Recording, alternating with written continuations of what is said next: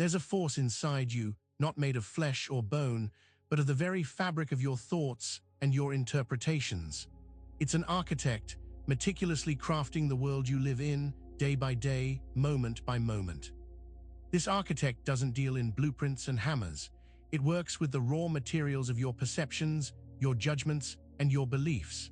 Every single thing you experience, the sting of a harsh word, the warmth of a friend's smile, the fear of the unknown, it all passes through this internal builder. It decides what has meaning, what hurts, and what brings joy.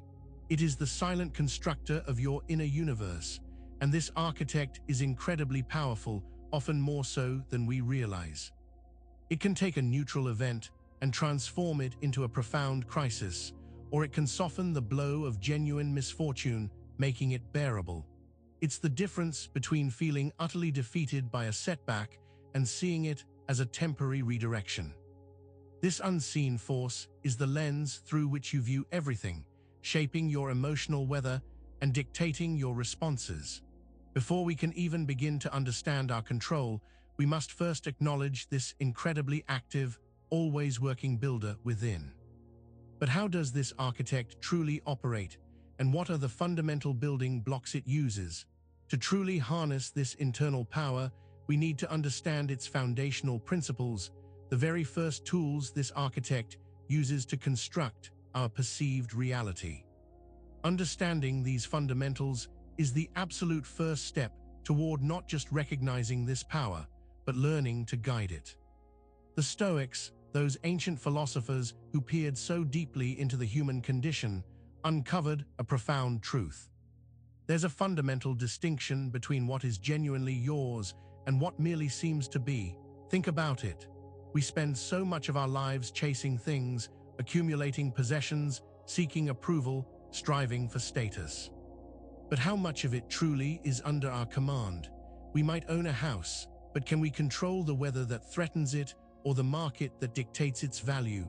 We might have a career, but can we command our boss's decision or prevent an economic downturn? This is where the Stoic wisdom starts to offer a clearing in the often confused forest of life. They taught us to identify and focus exclusively on what falls within our direct sphere of influence. Imagine a small, perfectly manicured garden. That garden and everything within it, the soil, the seeds you plant, the water you give it, the way you prune, that's your domain. You have complete control. But the rain that falls from the sky, the storm that might gather on the horizon, the frost that might come in the night, even the passing birds that might peck at your fruit, these are all outside your direct control.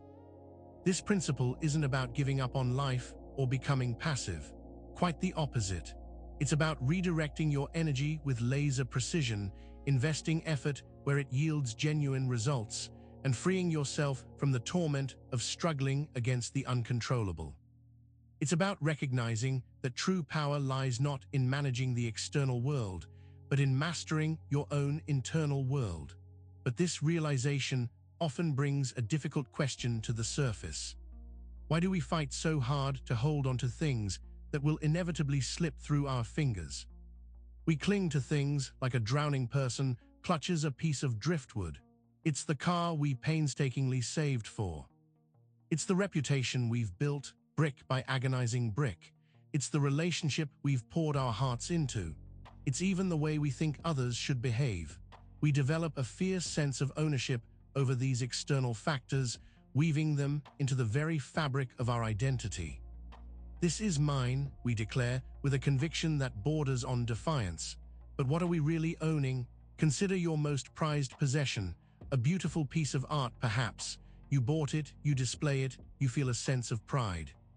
But what if it's stolen? What if a fire destroys it? Its physical presence vanishes, and with it, your ownership. The job you love might disappear overnight due to corporate restructuring. The person you love might choose to leave. The success you've achieved could be undone by a single bad decision or a shift in circumstances. This clinging, this desperate need to possess what is inherently impermanent, is a source of immense suffering. It's like trying to cup water in your hands. The tighter you squeeze, the faster it escapes. We believe that by holding on tighter, we can somehow preserve these external things indefinitely, safeguarding ourselves from the inevitable changes and losses that life brings. We mistake having something for controlling it, and this illusion is the root of so much of our anxiety and disappointment. This relentless grasping at the transient is a fundamental misunderstanding of how the world, and our place in it, truly works. But if ownership is an illusion, what then defines the real boundaries of our existence? Beyond the fleeting possessions and the shifting circumstances, there exists a domain that is undeniably, irrevocably yours. This is the frontier of your own mind, your inner citadel. It's the space where your judgments about events reside, the arena where your thoughts play out, and the seat of your volitions, your choices, your intentions. No one can take this from you. A tyrant can imprison your body, confiscate your wealth, silence your voice, but they cannot enslave your mind unless you allow it. Think of it like this: someone can insult you, say terrible things, try to provoke you. The words themselves are external. Your reaction, however, is entirely within your control. You can choose to be wounded by their words, to let them fester and poison your day. Or you can observe the words, recognize them as coming from another person's mind and their own issues, and decide not to let them define your worth or upset your inner peace. That decision, that internal refusal to be diminished, is the exercise of your true domain. This is the invisible boundary. It's the line separating what is given to you by the world from what you actively do with it. It's where your capacity for reason, your ability to choose your attitude, and your power to direct your impulses reside. This is the territory where, and only where, true sovereignty can be found. Yet many willingly surrender this inner kingdom, often without even realizing they are doing so. What is it that they are trading their freedom for? When we fixate on external outcomes, whether it's the approval of others, the acquisition of wealth, or specific achievements, we are essentially forging chains that bind us. Each desire for something outside our direct control becomes a link in this chain. We become dependent on the whims of fortune, the opinions of others, or the vagaries of circumstance. This dependency is a subtle form of slavery, robbing us of our autonomy and our inner peace. Imagine a bird that has been clipped of its wings. It can still hop, it can still sing, but it can no longer fly. It is tethered to the ground, vulnerable to every predator and dependent on what the earth provides. Similarly, when we are chained to externals, our true freedom to navigate life with resilience and equanimity is severely limited. We live in perpetual anxiety, always guarding our fragile possessions, our precarious reputations, our uncertain futures. The fear of loss becomes a constant hum beneath the surface of our lives. This constant striving for external validation or control leaves us perpetually off balance, constantly reacting to the world rather than acting from a place of inner stability. It's an exhausting way to live, depleting our energy and leaving us feeling powerless even when we possess much. This constant struggle against the uncontrollable makes us vulnerable. But is there at least a simple, immediate way to recognize when we are slipping into these external chains?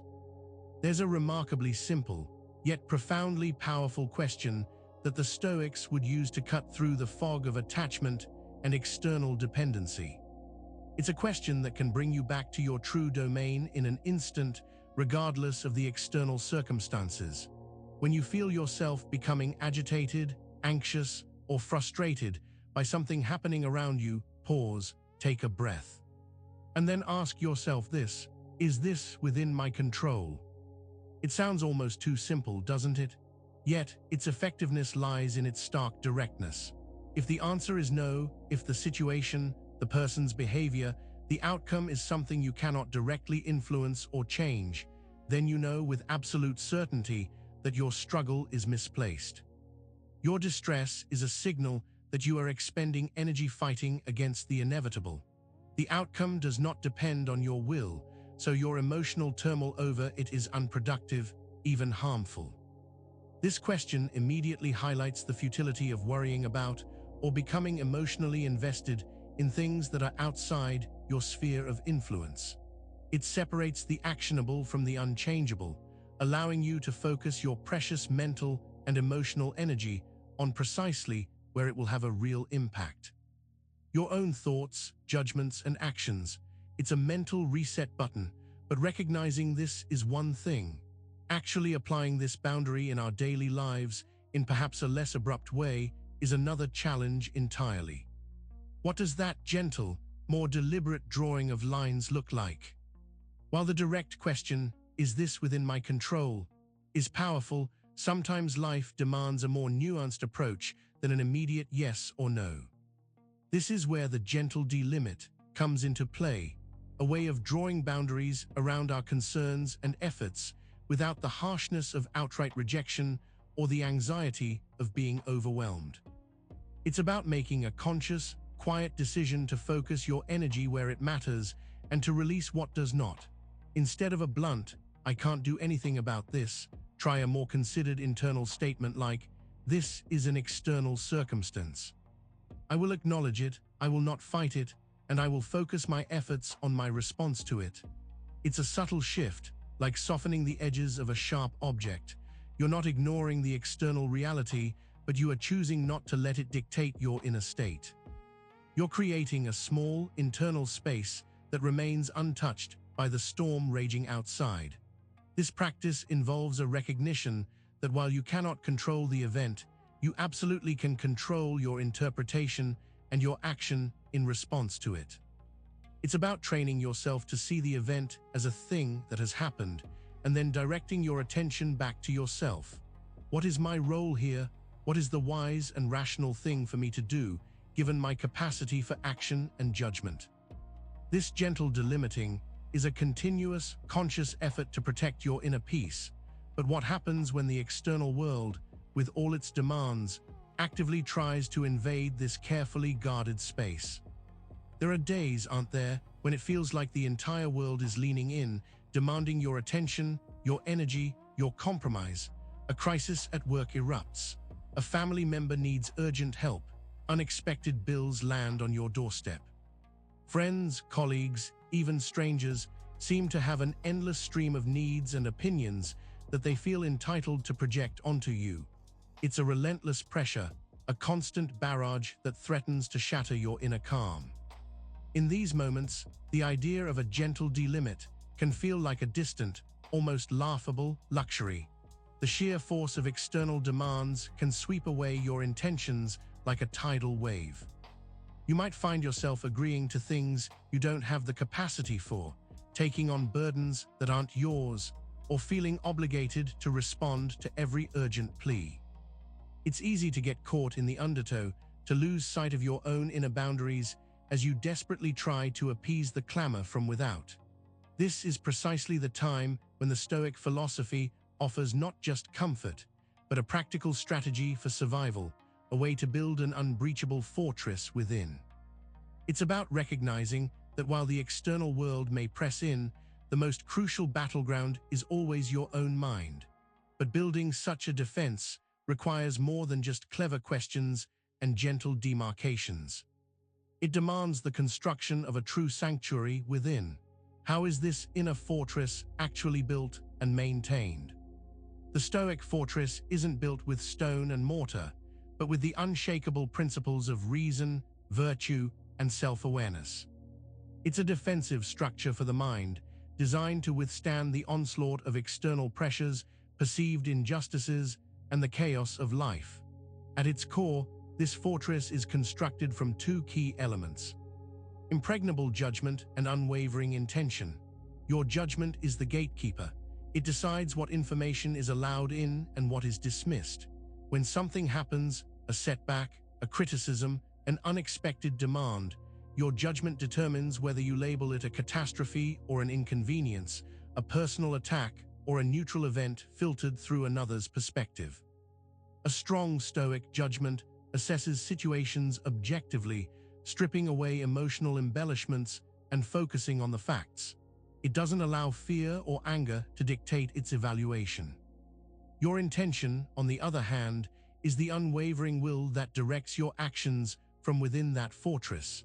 It's the commitment to act virtuously, regardless of the outcome or the external circumstances. It's the quiet resolve to do what is right, to be rational, to be just, even when the world around you is chaotic and unjust. This intention is your inner compass, always pointing towards your highest values, a guiding light that ensures your actions stem from principle, not from impulse or external pressure. Together, these two elements erect an internal defense that the outside world cannot breach. But how do you foster this inviolable inner space amidst the constant intrusions of daily life? Cultivating an inner sanctuary is the ongoing practice of tending to the space within your mind, making it a refuge of peace and clarity, even when the external world is anything but. It's not about escaping reality, but about creating an internal environment so stable and well-defended that external events lose their power to destabilize you. This art is built on small, consistent habits that reinforce your inner defenses. It begins with mindful observation of your own thoughts and emotions. Simply noticing them without judgment, like watching clouds drift across the sky, prevents them from taking root and controlling you. It involves deliberately choosing to focus on what you can control, your own reactions, your efforts, your attitudes, and gently releasing the need to control what you cannot. This doesn't mean resignation. It means intelligent allocation of your energy. Practicing gratitude for what you have, rather than lamenting what you lack, also strengthens the sanctuary. Gratitude shifts your focus from absence to presence, from deficiency to abundance. Even small moments of stillness and reflection, pausing to breathe deeply, to connect with your inner core, serve to reinforce the integrity of this inner space. It's a quiet, persistent effort to build a mental and emotional home that is unassailable. Yet, even with the strongest inner sanctuary, the external world has a way of sending uninvited guests into our midst. What form do these intrusions typically take? The uninvited guests are those pressures, expectations, and urgent needs that crash into our lives, disrupting the peace of our inner sanctuary. They arrive in various forms. An email demanding an immediate response at an inconvenient hour, a social obligation that clashes with your need for rest, a friend's crisis that pulls you into their whirlwind, or even the constant hum of news and social media clamoring for your attention. These are the forces that attempt to breach your carefully constructed defenses. They don't knock politely, they often barge in, demanding immediate attention and emotional investment. They play on our sense of duty, our fear of missing out, or our desire to be helpful and liked. And before we realize it, we've invited them in, offered them a seat, and allowed them to dictate the terms of our day, effectively surrendering the peace we worked so hard to cultivate. It feels involuntary, like being swept along by a current you can't resist. These demands often masquerade as emergencies or necessities, making it difficult to discern what truly requires our immediate attention and what is merely noise. They exploit our innate social wiring and our ingrained habits, pulling us away from our inner focus and back into the realm of external reaction. But is there a clear, immediate countermeasure to these intrusions, something that can act as a first line of defense before they gain a foothold? When the clamor of external demands begins to rise, when the uninvited guests start knocking, your most potent, immediate defense is often the simple, profound power of silence. This isn't just the absence of noise, but a deliberate pause, a moment of internal stillness before you react. It's the breath you take before speaking, the moment of reflection before committing, the quiet space you create to discern and decide. Think of it as a pause button for the chaos. Instead of immediately jumping into action, answering the call, or formulating a response, you simply stop. You allow the demand to exist, you acknowledge its presence, but you refuse to let it dictate your immediate next step. This brief period of silence, even just a few seconds, can be transformative. It interrupts the automatic, reactive cycle that external pressures try to impose. In that silence, you can access your inner fortress. You can ask yourself that crucial question: is this truly within my control? Does this require my immediate response, or can it wait? This pause allows your rational mind to catch up with your instinctual drive to react, giving you the space to choose a response that aligns with your values and your capacity, rather than simply being a servant to the external urgency. It buys you time and clarity, but understand the consequences of not using this power, the hidden toll that constant reaction takes on our well-being. When we live in a state of perpetual reaction, constantly responding to external stimuli without pausing for deliberate thought, we incur a hidden, yet significant, cost. It's a drain on our mental, emotional, and even physical energy that often goes unnoticed until we feel utterly depleted. This reactive mode is like a leaky faucet, constantly dripping away our vital resources. Each time we jump to answer a notification, engage in an argument we cannot win, or feel anxious about something outside our influence, we expend valuable energy. This constant engagement with the immediate, the urgent, and the external leaves little room for thoughtful planning, deep work, or genuine rest. Our minds become fragmented, our focus scattered. We feel perpetually busy but rarely productive, always rushed but never truly at peace. This state of constant reaction also erodes our resilience. When we are always on guard, always anticipating the next demand, we lose the capacity to truly relax and recharge. Our nervous systems remain on high alert, leading to chronic stress, burnout, and a diminished ability to cope with challenges when they truly arise. It's a vicious cycle where reaction breeds exhaustion, which in turn makes us more vulnerable to further reaction. But there is a way to fundamentally alter this pattern, to reshape the very landscape of our inner world. The Stoic path offers a profound invitation to consciously reshape your inner landscape, transforming a terrain prone to the storms of external reaction into a flourishing garden of calm and reasoned action. This reshaping isn't about drastic demolition and reconstruction, but about consistent, mindful cultivation. It involves understanding that your mental and emotional environment is not fixed, but is constantly being molded by your thoughts, beliefs, and habitual responses. The first step in this transformation is awareness, recognizing the patterns of reactivity that have become ingrained. It's like a gardener noticing weeds that have taken over a plot. You need to see them clearly before you can begin to address them. This awareness allows you to identify which external triggers most effectively pull you away from your inner equilibrium.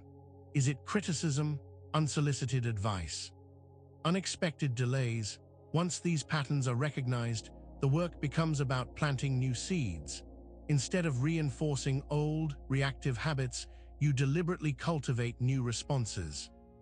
This might involve practicing patience in frustrating situations, consciously choosing understanding over judgment when faced with difficult people, or dedicating time for quiet reflection amidst a busy day. It's a process of consistent effort, like watering and tending to those new sprouts until they grow strong enough to outcompete the old weeds. This conscious cultivation of your inner world is the foundation for lasting peace, but it requires a disciplined approach to one of our most pervasive drivers: desire. Desire in its many forms is a powerful force that shapes our lives. We desire comfort, pleasure, success, recognition, possessions, and experiences. This innate drive can propel us forward, inspiring ambition and innovation. However, the Stoics understood that desire, particularly when directed towards external things that are fundamentally beyond our control, is a deeply deceptive and often destructive force. It promises fulfillment, but frequently delivers only dissatisfaction and continued striving. When we desire something external, we tie our happiness to its acquisition or its presence, and our suffering to its absence or loss. This creates a precarious foundation for well-being. The joy of obtaining a longed-for object is often fleeting, quickly replaced by the desire for something more, or the anxiety of losing what we have gained.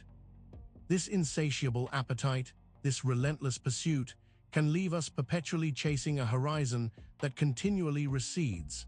We become dependent on the future for our present happiness, a condition that guarantees perpetual discontent. The deceptive nature of desire lies in its appearance of offering fulfillment. It whispers promises of satisfaction, security, or completeness, but these promises are rarely, if ever, lasting.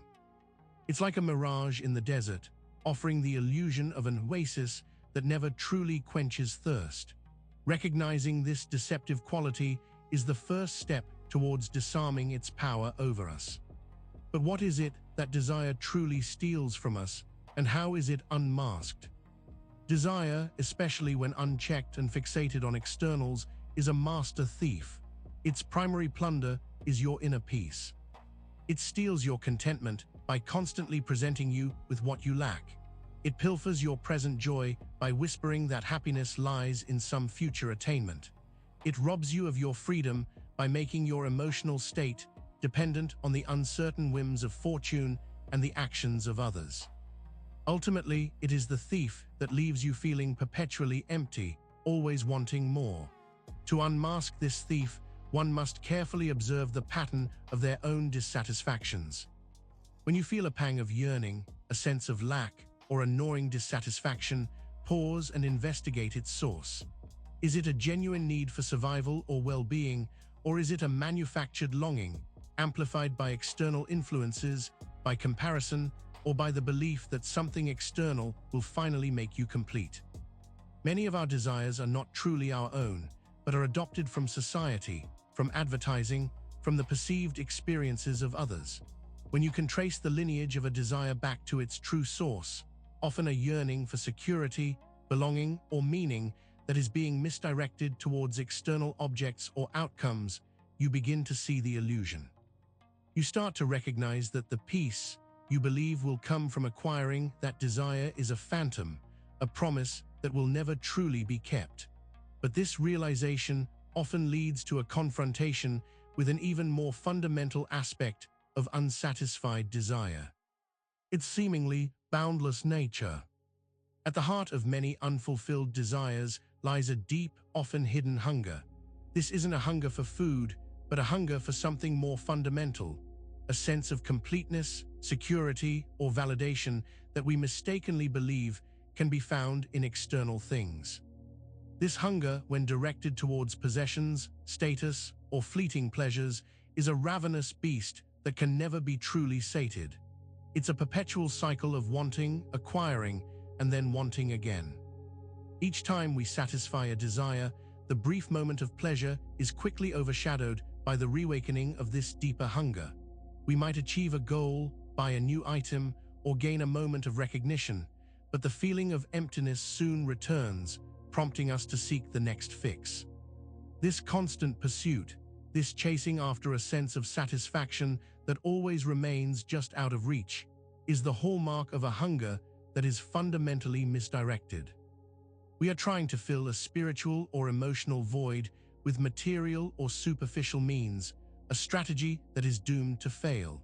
This unending hunger creates a frantic energy within us, a sense of never quite arriving, of always being on the verge of happiness but never quite reaching it. It's the engine of perpetual striving, but a striving that leads not to fulfillment, but to exhaustion. It's an exhausting pursuit because the very things we seek can never truly satisfy the underlying need. But what if we could intentionally starve this misguided hunger and embrace a different kind of craving? The idea of a deliberate hunger strike might sound extreme, but in the context of Stoic practice, it means consciously choosing to abstain from the pursuit of certain desires, not out of deprivation, but as a radical act of self-liberation. It's about willingly starving the misdirected hunger for external validation, excessive comfort, and fleeting pleasures. This isn't asceticism for its own sake, but a strategic withdrawal of energy from the sources that rob us of our inner peace. Imagine choosing for a day to resist the impulse to check your phone every few minutes, or to forgo a tempting but unnecessary indulgence. This deliberate abstinence, even in small ways, weakens the hold of those desires. It's like withholding food from a pet that's become overly demanding. With each instance of choosing not to feed a superficial desire, you strengthen your own capacity for self-mastery. You create a space to recognize what truly nourishes you, rather than what merely distracts or momentarily appeases. This hunger strike is not about enduring suffering, but about experiencing the profound relief that comes from loosening the grip of wanting. It's a conscious decision to step away from the frantic chase and to allow yourself to experience the quiet fullness that already exists within. In doing so, you begin to taste something fundamentally different, something that the constant pursuit of external goods can never provide. What is this unique taste, this deep satisfaction? True contentment isn't a passive state of having enough. It's an active appreciation for what is. It's the quiet joy that arises not from acquiring more, but from deeply valuing what you already possess, and more importantly, from recognizing the inherent sufficiency of your own being. When you engage in that deliberate hunger strike against superficial desires, you begin to taste it. It's a flavor distinct from the fleeting highs of acquisition or external validation. This contentment doesn't mean a lack of aspiration or a ceasing of effort. Rather, it's a shift in motivation. Instead of striving from a place of perceived lack, you act from a place of inner abundance. You contribute, you create, you connect, not because you are desperately trying to fill a void, but because you have something valuable to offer. The taste of contentment is like pure, clear water after a long journey through a desert of wanting. It's satisfying, refreshing, and deeply nourishing. It's the quiet confidence that comes from knowing your worth is not tied to your possessions, your achievements, or the opinions of others. It's the ability to find joy in simple things, a quiet moment, a good conversation, the beauty of nature, without needing them to be extraordinary or exceptional. This taste is the reward for turning your attention inward, for recognizing that the deepest satisfactions are not found in the accumulation of externals, but in the cultivation of your inner state.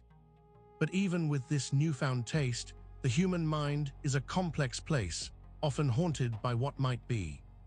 The human mind has a remarkable, and often troublesome, capacity to conjure possibilities that do not yet exist. We dwell on the what-ifs, creating phantoms of future joys and future calamities. What if I try this new venture and fail? What if I speak my mind and my friend gets angry? What if something terrible happens to my loved ones? These hypothetical scenarios, particularly the negative ones, can loom larger in our imagination than any present reality, casting a shadow over our peace and paralyzing our action. These what-if scenarios are powerful because they tap into our deepest fears and our most fervent hopes. They allow us to mentally rehearse potential futures, but without the grounding of actual experience, these rehearsals are often filled with exaggerated threats and unrealistic expectations. The emotional energy we invest in these imagined events is very real, leading to anxiety, fear, and indecision, even though the events themselves are purely speculative. The Stoics recognized that this constant dwelling on hypothetical futures is a significant impediment to living a virtuous and well-ordered life in the present.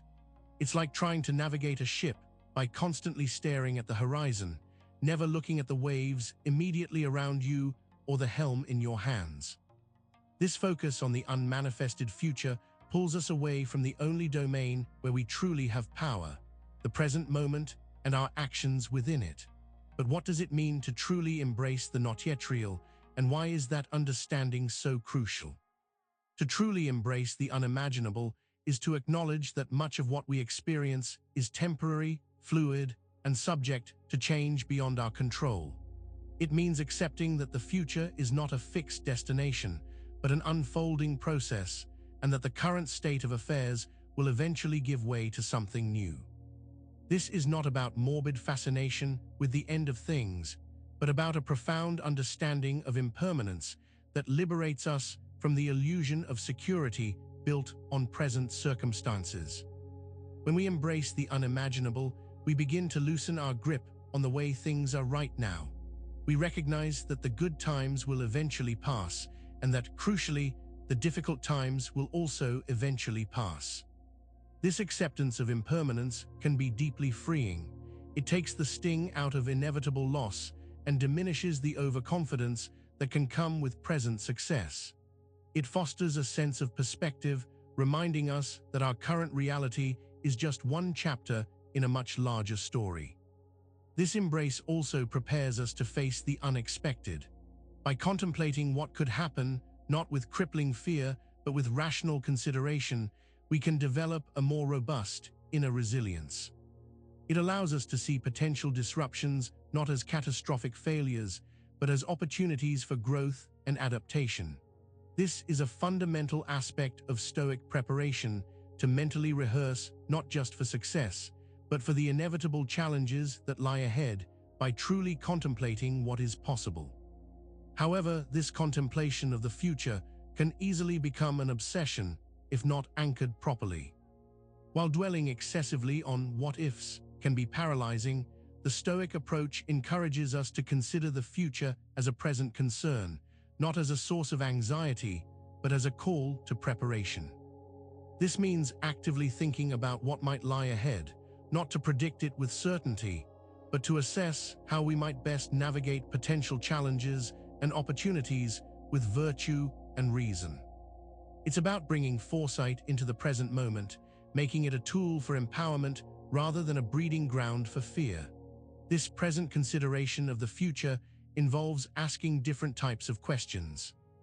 Instead of "what if this good thing ends?" it becomes "if this good thing ends, how will I respond with integrity?" Instead of "what if this bad thing happens?"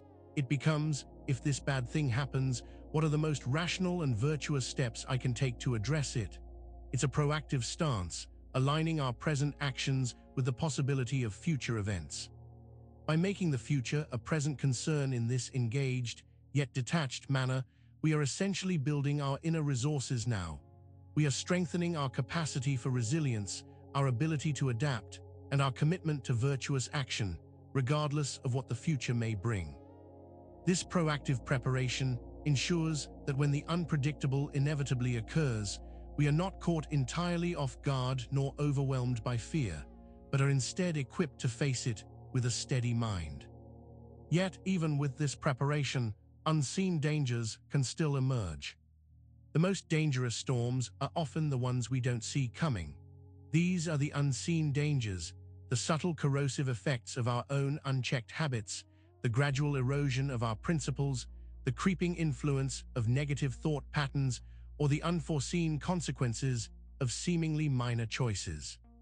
While we might diligently prepare for the visible, tangible threats, these hidden dangers can undermine our foundations from within, often without us fully realizing it until the damage is significant. Think of a ship sailing into calm waters. It appears safe, but tiny leaks in the hull, unnoticed by the crew, can gradually fill compartments with water, making the vessel unstable and vulnerable to even a moderate swell. Similarly, a small indulgence in negative self-talk, a consistent pattern of procrastination, or the acceptance of a minor compromise in one's ethics can, over time, lead to a profound weakening of our inner resolve. These are the unseen storms that batter our character and threaten to capsize our well-being. The danger lies in their subtlety. They don't arrive with thunder and lightning, but with a quiet persistence that can lull us into a false sense of security. We become accustomed to their presence, failing to recognize the slow, insidious damage they inflict. This makes our inner fortress vulnerable, not to external attack, but to internal decay. But how can we best fortify our inner ship against these insidious, unseen threats? Preparing your inner ship for the unseen storms requires a commitment to constant vigilance and meticulous maintenance. It's about tending to the integrity of your internal vessel, ensuring that even the smallest leaks are addressed before they become catastrophic. This preparation involves a daily examination of your thoughts, your intentions, and your actions, much like a diligent captain ensuring their ship is seaworthy. The first step is introspection, regularly checking your bilge, your subconscious thoughts and underlying assumptions is crucial. Are there patterns of cynicism, resentment, or self-pity that have taken root? These are the small leaks that can grow. This introspection also involves honest self-assessment of your actions. Are you consistently acting in accordance with your values, or are there small compromises that are slowly compromising your integrity? Furthermore, preparing your inner ship involves actively reinforcing its structure with positive habits and virtuous practices. This might mean dedicating time to learning, to practicing mindfulness, or to engaging in activities that strengthen your character. It's about continuously patching any detected leaks with the strong material of reason and virtue, and ensuring that the vessel is always ready, not just to withstand the storm, but to sail on with purpose, even when the weather turns unexpectedly. But what element, more than any other, provides the steadiness for this well-prepared vessel? In the turbulent seas of life, the anchor of certainty is not found in predicting the future or controlling outcomes, but in the resolute adherence to one's own principles and virtuous character. It is the steadfast commitment to what is fundamentally within your power, your judgments, your intentions, and your actions that provides the stability to weather any storm. This anchor doesn't stop the waves from crashing, but it prevents the ship from being swept away uncontrollably. This certainty is born from a deep understanding of what truly matters and what is genuinely yours. When you know, with unwavering conviction, that your worth is derived from your character and your commitment to living virtuously, external events lose their power to define you. The praise or criticism of others, the rise or fall of fortune, the unexpected twists of fate, these become mere weather patterns, not fundamental threats to your existence. When you are anchored in this internal certainty, you can face the most daunting circumstances with a calm fortitude. The external world can rage, but your core remains unshaken because it is rooted in something unchangeable. Your own principled self. This anchor allows you to navigate challenges not from a place of fear or desperation, but from a position of inner strength and clarity. Yet, even with the strongest anchor, some events can still shake the very foundation of our existence. There are moments in life that feel like an explosion, moments when the carefully constructed world we inhabit suddenly cracks and shatters into unrecognizable pieces. A catastrophic loss, a devastating betrayal, a life-altering diagnosis. These are the earthquakes that can leave us feeling adrift and disoriented. In such times, the very ground beneath our feet seems to disappear, and the anchor of certainty can feel as if it's dragging uselessly in a maelstrom. These are the moments when our resilience is tested to its absolute limit. The predictable rhythms of life are violently interrupted, and the future we envisioned evaporates in an instant. The shock can be so profound that it renders us speechless, immobile, and questioning everything we thought we knew about ourselves and the world. It's a state of profound vulnerability, where the pain is so intense that it eclipses rational thought and makes even the simplest tasks feel insurmountable. In these cataclysmic moments, the Stoic teachings offer not a magical shield, but a framework for endurance and eventual reconstruction. They acknowledge the reality of suffering, the deep pain that accompanies such shattering events. But they also point towards the possibility of navigating through such devastation, not by pretending it didn't happen, but by finding a way to live with a wounded heart. Yet, even the most prepared can feel the initial tremors of breakdown. When the unimaginable happens, when our world shatters, the first crack in our resilience often appears not as a dramatic collapse, but as a subtle, almost imperceptible weariness. It's the moment when the sheer weight of grief, shock, or despair begins to feel not just overwhelming, but incredibly tiring. This is the initial thinning of our defenses, the first sign that the strain is becoming immense. This crack might manifest as a loss of motivation for everyday tasks. Getting out of bed feels like a Herculean effort. Maintaining basic hygiene becomes a challenge. The things that once brought even a flicker of comfort now seem hollow and distant. It's a profound exhaustion that seeps into every aspect of our being, making it difficult to access the inner strength we thought we possessed. It's the subtle hint that simply holding on is no longer sustainable on its own. This initial breach in resilience is also characterized by a struggle to engage with the world. Interactions can feel forced and inauthentic. We might put on a brave face, but inside, there's a growing chasm between our outward performance and our inner reality. This feeling of being disconnected, of being an actor in our own life, is a clear sign that the foundations are shifting and that a deeper, more foundational approach to healing is needed. But this weariness is often compounded by echoes from the past. When we experience profound loss or trauma, it's not just the present pain that resurfaces. Often, the experience acts as a powerful catalyst, stirring up and magnifying the echoes of past sorrows that we may have thought were long buried. A current loss can feel like a fresh wound, but it can also reopen old scars, bringing with them the accumulated grief and pain from earlier chapters of our lives. This phenomenon can be incredibly disorienting.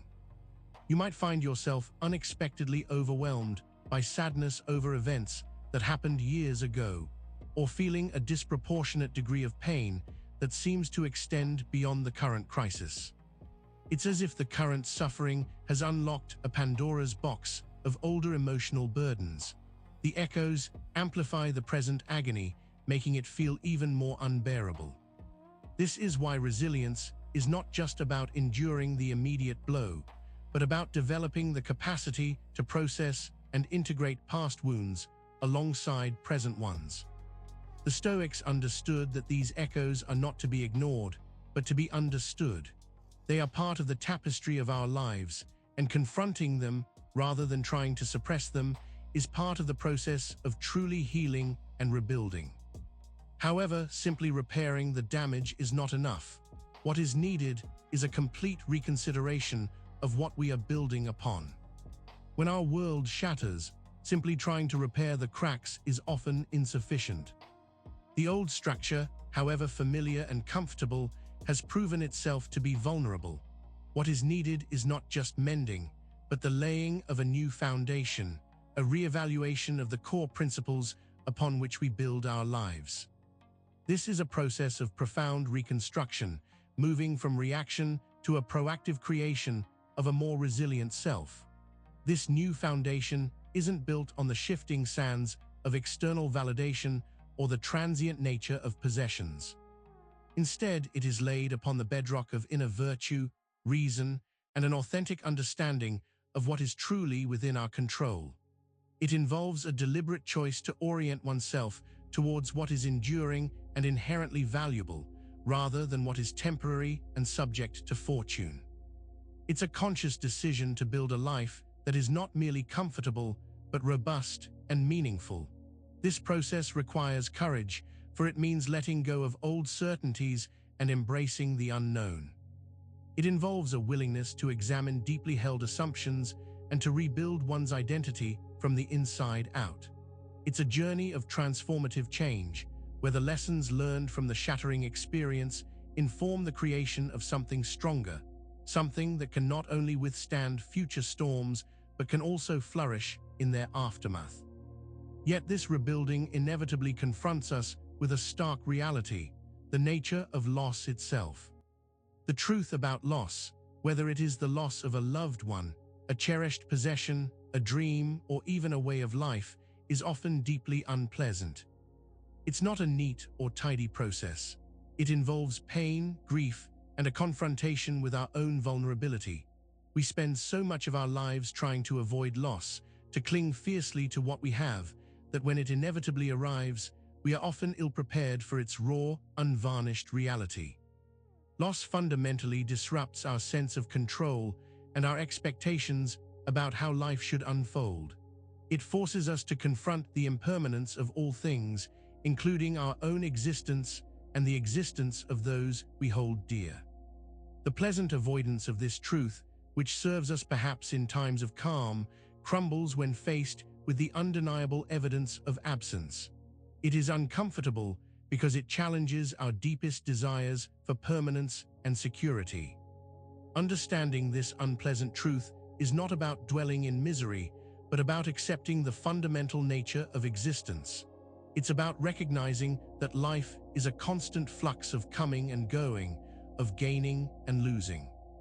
This acceptance, though difficult, is the first step towards genuine healing. It allows us to stop fighting against the inevitable and to instead begin the process of integrating the experience of loss into our lives, rather than letting it consume us. But how does one move towards integration without needing external permission or approval?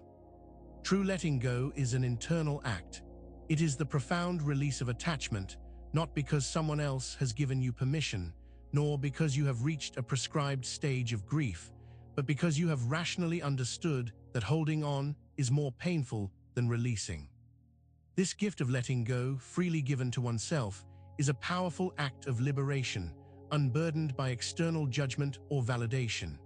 It means recognizing that holding on to the past, to grievances, or to people, places, or circumstances that are no longer part of your life is like carrying heavy stones. It weighs you down, impedes your progress, and drains your energy. Letting go, in this sense, is not about forgetting or condoning what has happened, but about freeing yourself from the emotional burden it carries. It's an act of compassion towards yourself, acknowledging that you deserve peace. This process can be challenging because societal norms often encourage us to hold on to perceived wrongs or to expect a prolonged period of mourning before moving on. But the Stoic perspective emphasizes that true freedom comes from within. The gift of letting go arrives when you own your power to release the past, to forgive yourself and others not for their sake, but for the sake of your own present and future peace. Yet this internal freedom can be constantly threatened by an external specter. Comparison is a subtle but potent poison that can infect even the most carefully cultivated inner peace. We measure our lives, our achievements, our possessions, and even our suffering against those around us. This constant external benchmarking creates a perpetual sense of inadequacy or, conversely, a hollow arrogance that is easily shattered. It's a thief of contentment, stealing joy from what we have by focusing on what others seem to possess. When we compare our journey to another's, we often see only the highlight reel of their lives, not the struggles, the setbacks, or the private battles they might be enduring. We compare our reality to their curated image, and inevitably, we fall short in our own estimation. This leads to envy, resentment, and a feeling that we are somehow fundamentally flawed or behind. It's an illusionary race with no finish line, where winning is impossible and losing is guaranteed. The poison of comparison pollutes our perspective, making us overlook our own unique strengths and accomplishments. It distracts us from our own path and breeds dissatisfaction with our own circumstances. It's a mental trap that prevents us from appreciating our individual journey and the progress we have made. But what is the deceptive tool that comparison most often uses to distort our vision? The mirror of comparison is a deceptive one. It reflects back to us not the reality of our own journey, but a distorted image influenced by what we perceive others to have or to be. This mirror doesn't show us our own strengths, our unique progress, or the context of our own challenges. Instead, it magnaps our perceived deficiencies against an often unrealistic and incomplete portrayal of others. When we look into this mirror, we see only what we think is missing from our lives, as reflected in what others appear to have. We see their apparent successes and overlook their struggles. We see their outward confidence and fail to recognize their inner insecurities. This warped reflection creates a false narrative, convincing us that our own life is inherently lacking or somehow inferior. It's a twisted form of self-evaluation. This lying mirror encourages us to chase after external benchmarks that are not truly aligned with our own values or our own unique path. It fosters a superficial sense of worth, dependent on conforming to external standards rather than cultivating inner substance. To break free from its influence, we must recognize its deceptive nature and choose to look into a different kind of mirror, one that reflects our own authentic self, our own efforts, and our own intrinsic value. But in stepping away from this false reflection, where do we find our true worth? The journey of life is inherently individual. Each of us walks a path shaped by our unique experiences, our talents, our challenges, and our choices. Your path is yours alone, unfolding with its own rhythm and its own lessons. The power of this truth lies in recognizing that it is meant to be unobserved by the constant gaze of comparison. When you step away from the lying mirror and embrace your unique path, you find a profound sense of freedom and purpose. This unfettered path means that your progress is measured against your own previous self, not against the perceived advancements of others. It allows you to celebrate your own small victories, to learn from your own missteps without the sting of shame, and to pursue your goals with an authentic motivation that isn't dictated by external validation. You are free to be imperfect, to stumble, and to rise again, all within the safe confines of your own self-directed journey. When your path is unobserved by the judgmental eye of comparison, you can focus on the quality of your steps, the integrity of your intentions, and the growth you are experiencing. This internal focus is where true fulfillment is found, not in outpacing others, but in becoming the best version of yourself at your own pace, in your own way. Yet, this journey, unique as it is, ultimately leads to a universal truth that grounds all individual paths. There is one truth that transcends all individual paths, all comparisons, and all accumulations. It is the great equalizer, the ultimate certainty, mortality. The fact that our time in this life is finite is a profound and humbling realization, and when truly contemplated, it has the power to reframe our entire perspective, stripping away the superficialities and pointing us towards what truly matters. The awareness of our own mortality is not meant to be a morbid obsession, but a powerful catalyst for living a life of purpose and virtue. It's a reminder that the time we have is precious and should not be squandered on trivial pursuits, petty grievances, or the anxieties of external validation. When faced with the undeniable reality of our eventual end, the importance of accumulating wealth, seeking fame, or holding onto grudges often diminishes significantly. This realization forces us to confront our priorities. What legacy do we want to leave? What values do we want to embody in the time we have? What impact do we want to make? The contemplation of mortality is a call to live authentically, to embrace our responsibilities with intention, and to cultivate the kind of inner character that will endure, not in physical form, but in the lasting impressions we leave on the world and in the hearts of others. But what is the final moment that we all anticipate, the breath that marks this grand transition? The final breath. It's a moment shrouded in mystery, a transition that every living being will eventually experience. It's the ultimate punctuation mark, the absolute close to our individual narrative in this physical realm. While the specifics remain unknown, the inevitability of this singular moment is a constant undercurrent in the stream of life, a powerful reminder of our finite existence. Contemplating this final breath is not about succumbing to despair, but about understanding the preciousness of the moments that precede it. It highlights the urgency of living a life of meaning and purpose now. The moments leading up to that last exhalation are the only ones we can truly influence.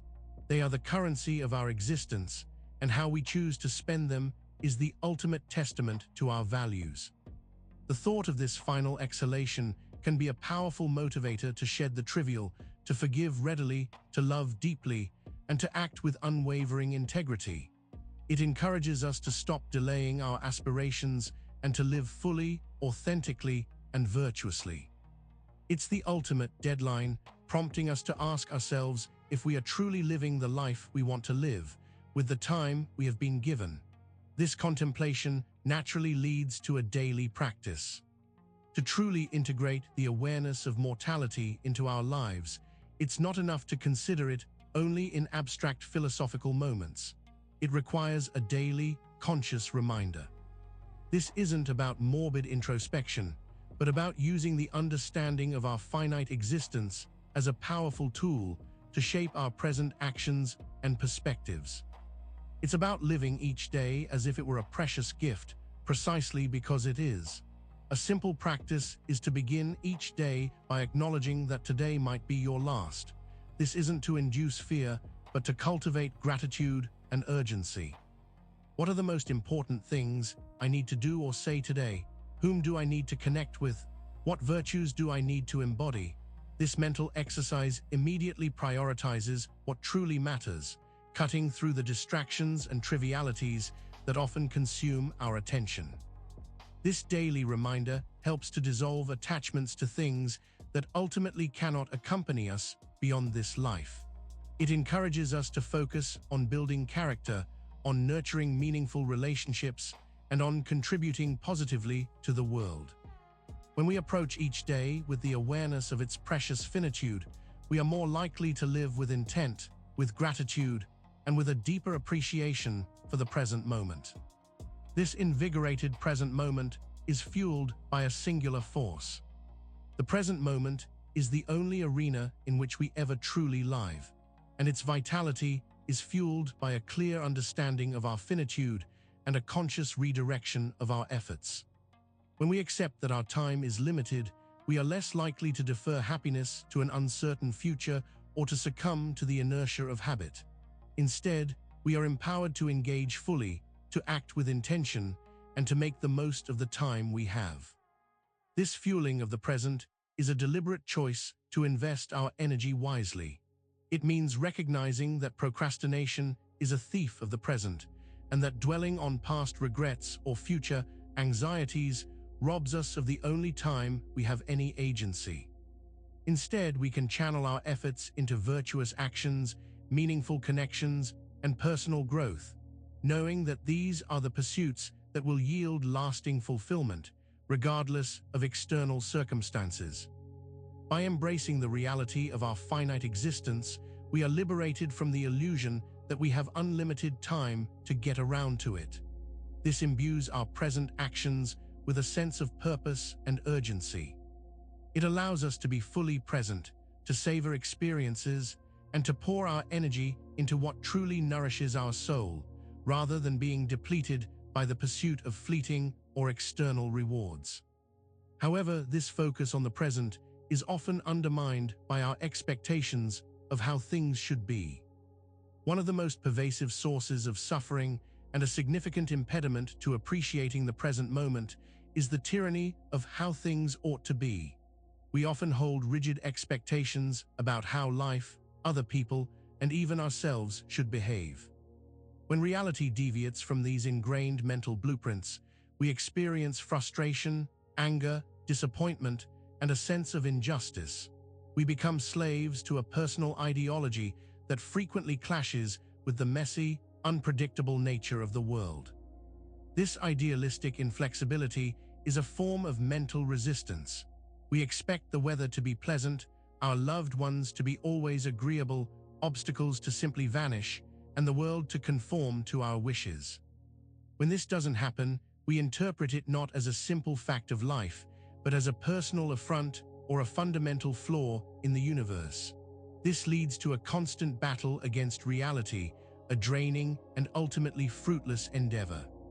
The Stoics recognized that this rigid adherence to oughts is a major cause of unhappiness. They advocated for flexibility and acceptance of reality as it is, rather than as we wish it to be. By relinquishing the need for things to be a certain way, and instead accepting them as they are, we free ourselves from a tremendous burden of emotional turmoil. But directly challenging these deeply ingrained expectations requires understanding their hidden constraints. Expectations, particularly those unexamined and unarticulated, act as powerful, unseen constraints on our freedom. They are invisible boundaries that we often impose upon ourselves and others, dictating how we believe events should unfold, how people ought to act, and what outcomes are deemed acceptable. When these expectations are not met, the resulting disappointment can be far more painful than the actual event itself.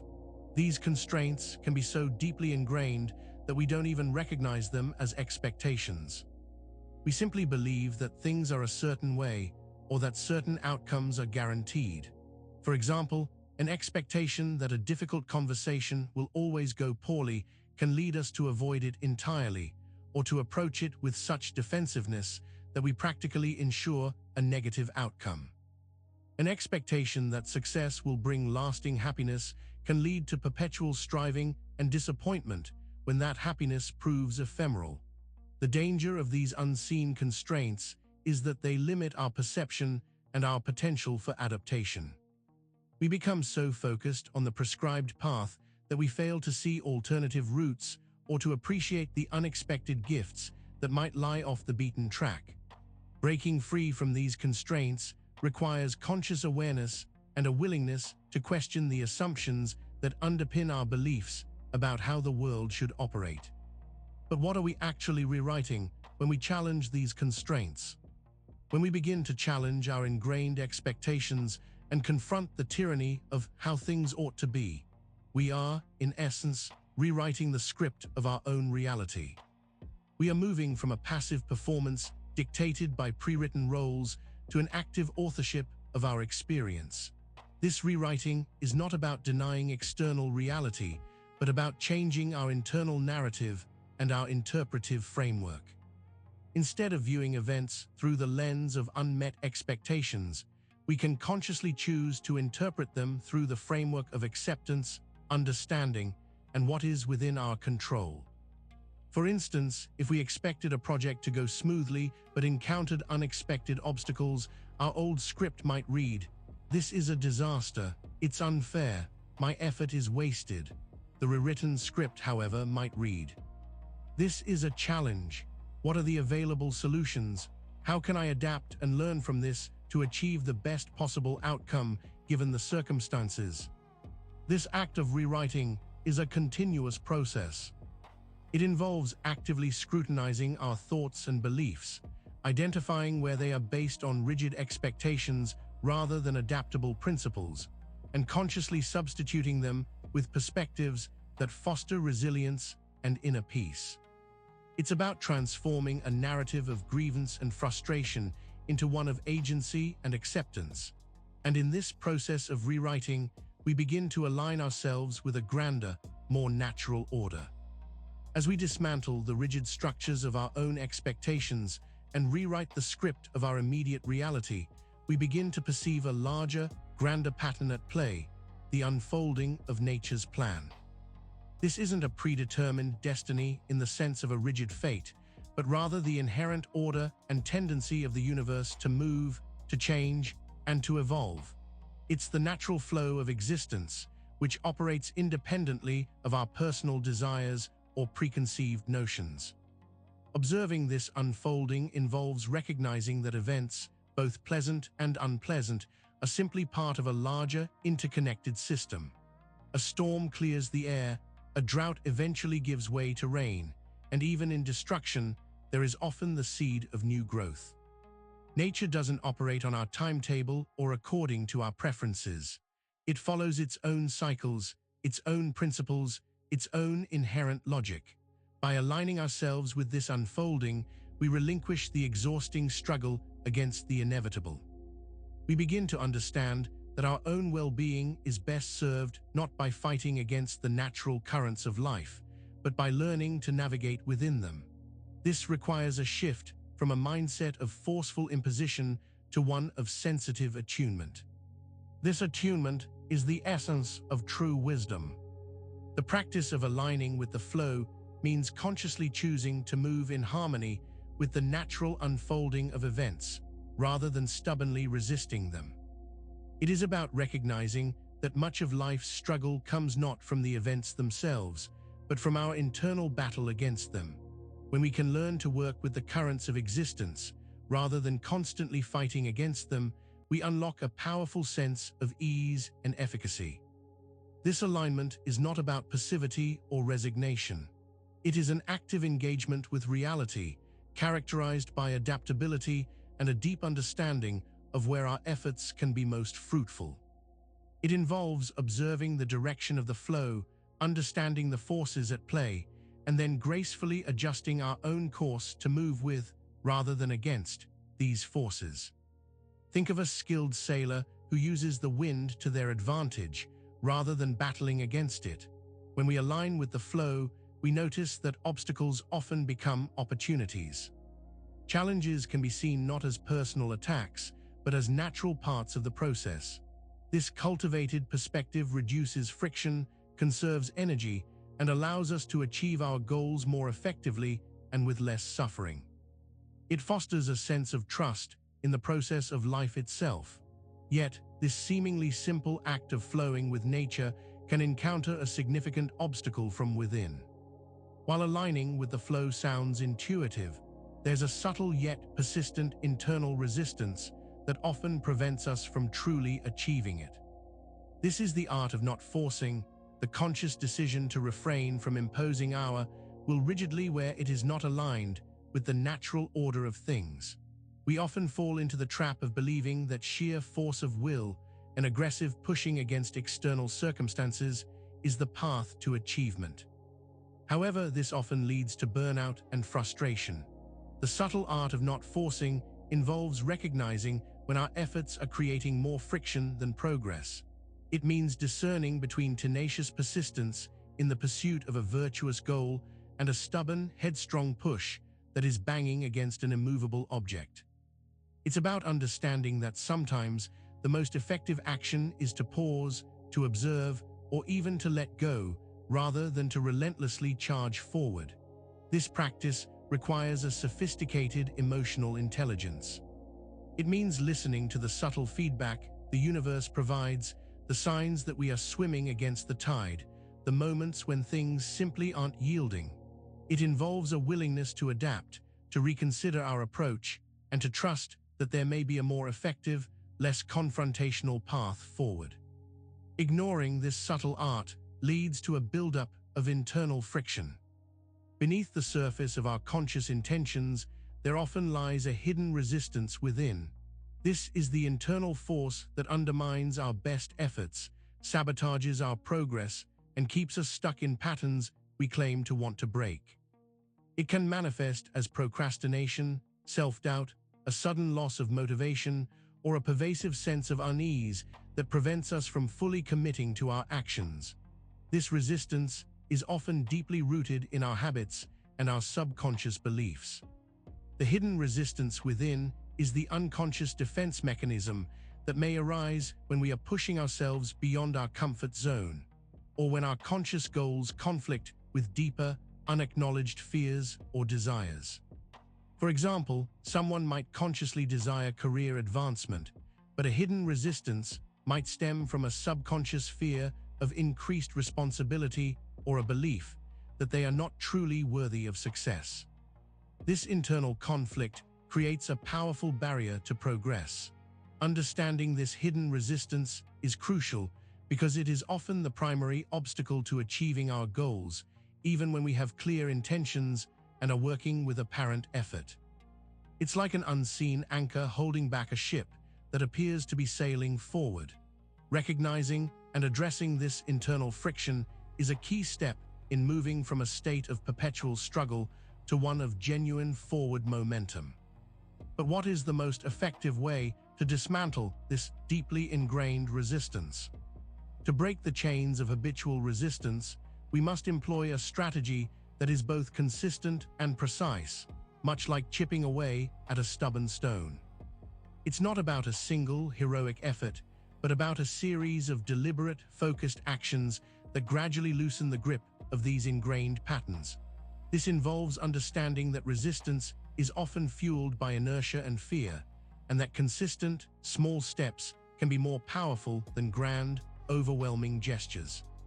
The most effective way to break these chains is often through the power of a single, focused action, instead of trying to overhaul everything at once, which can trigger the very resistance we seek to overcome.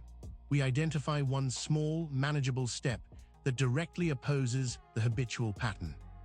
For example, if procrastination is the issue, the focused action might be to work on a task for just 5 minutes.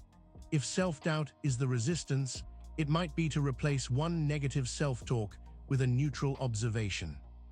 This strategy works because it bypasses the larger, more intimidating perceived challenge and focuses on achieving a small victory.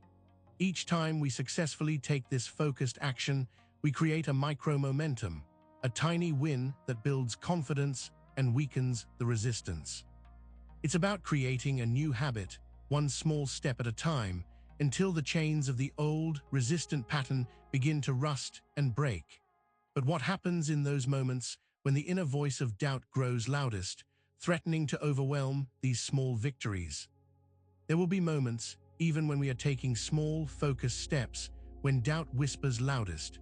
This is the insidious voice that tries to undermine our efforts, to convince us that we are incapable, that our actions are futile, or that the goal is unattainable. It's the internal saboteur that thrives on fear and uncertainty, and it can be incredibly persuasive, especially when we feel vulnerable or have experienced setbacks. This whispering doubt is often amplified when we are pushing beyond our comfort zone.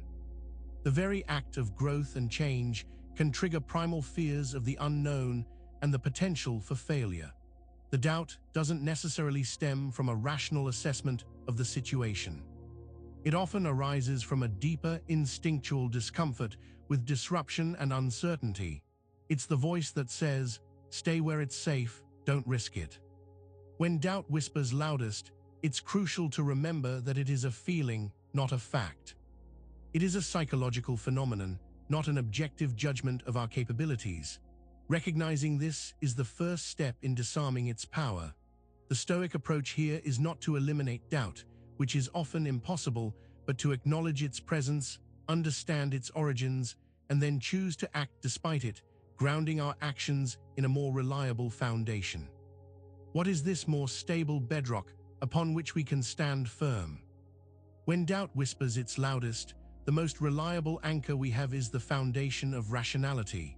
This is the bedrock of clear thinking, objective assessment, and logical reasoning that can cut through the fog of emotional turmoil and self-generated fear. It's the ability to step back from the immediate emotional storm and to evaluate the situation with a detached, analytical mind. Rationality doesn't claim to eliminate all uncertainty, nor does it deny the existence of fear or doubt. Instead, it provides a framework for understanding these emotions without letting them dictate our actions. It means asking, what are the actual facts of this situation? What is the most likely outcome based on evidence, not speculation? What are the most rational steps I can take right now, regardless of how I feel about them?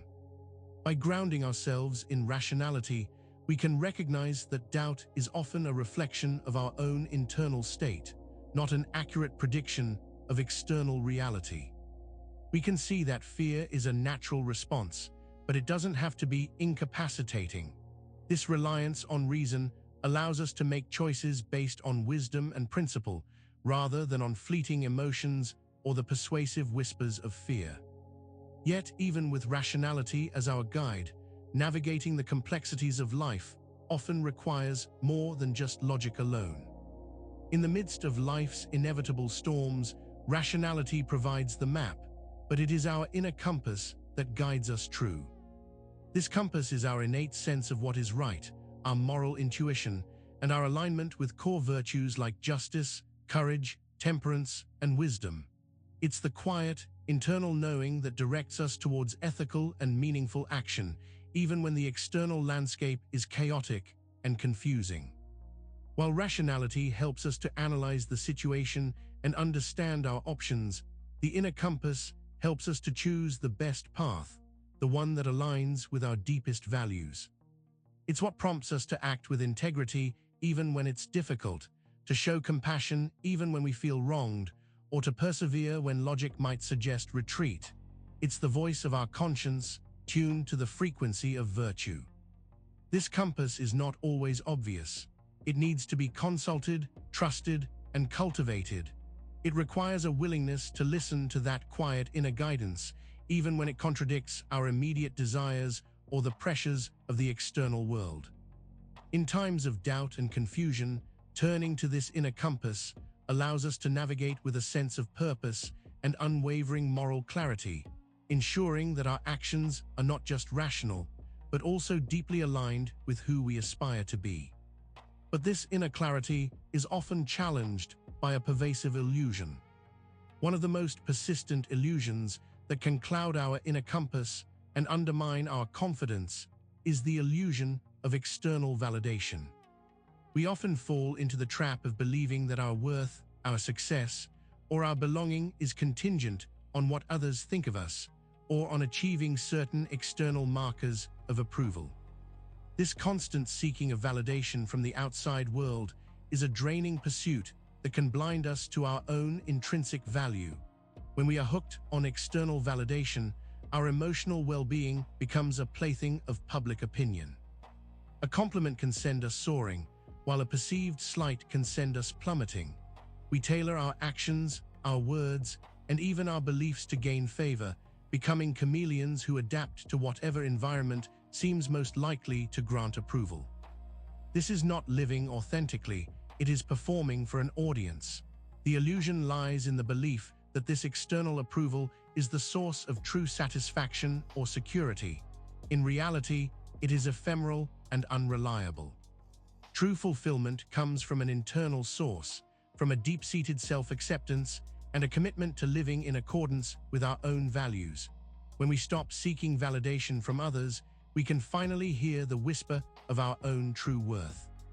Beneath the clamor for external approval, beneath the anxieties and the comparisons, lies the quiet whisper of our own true worth.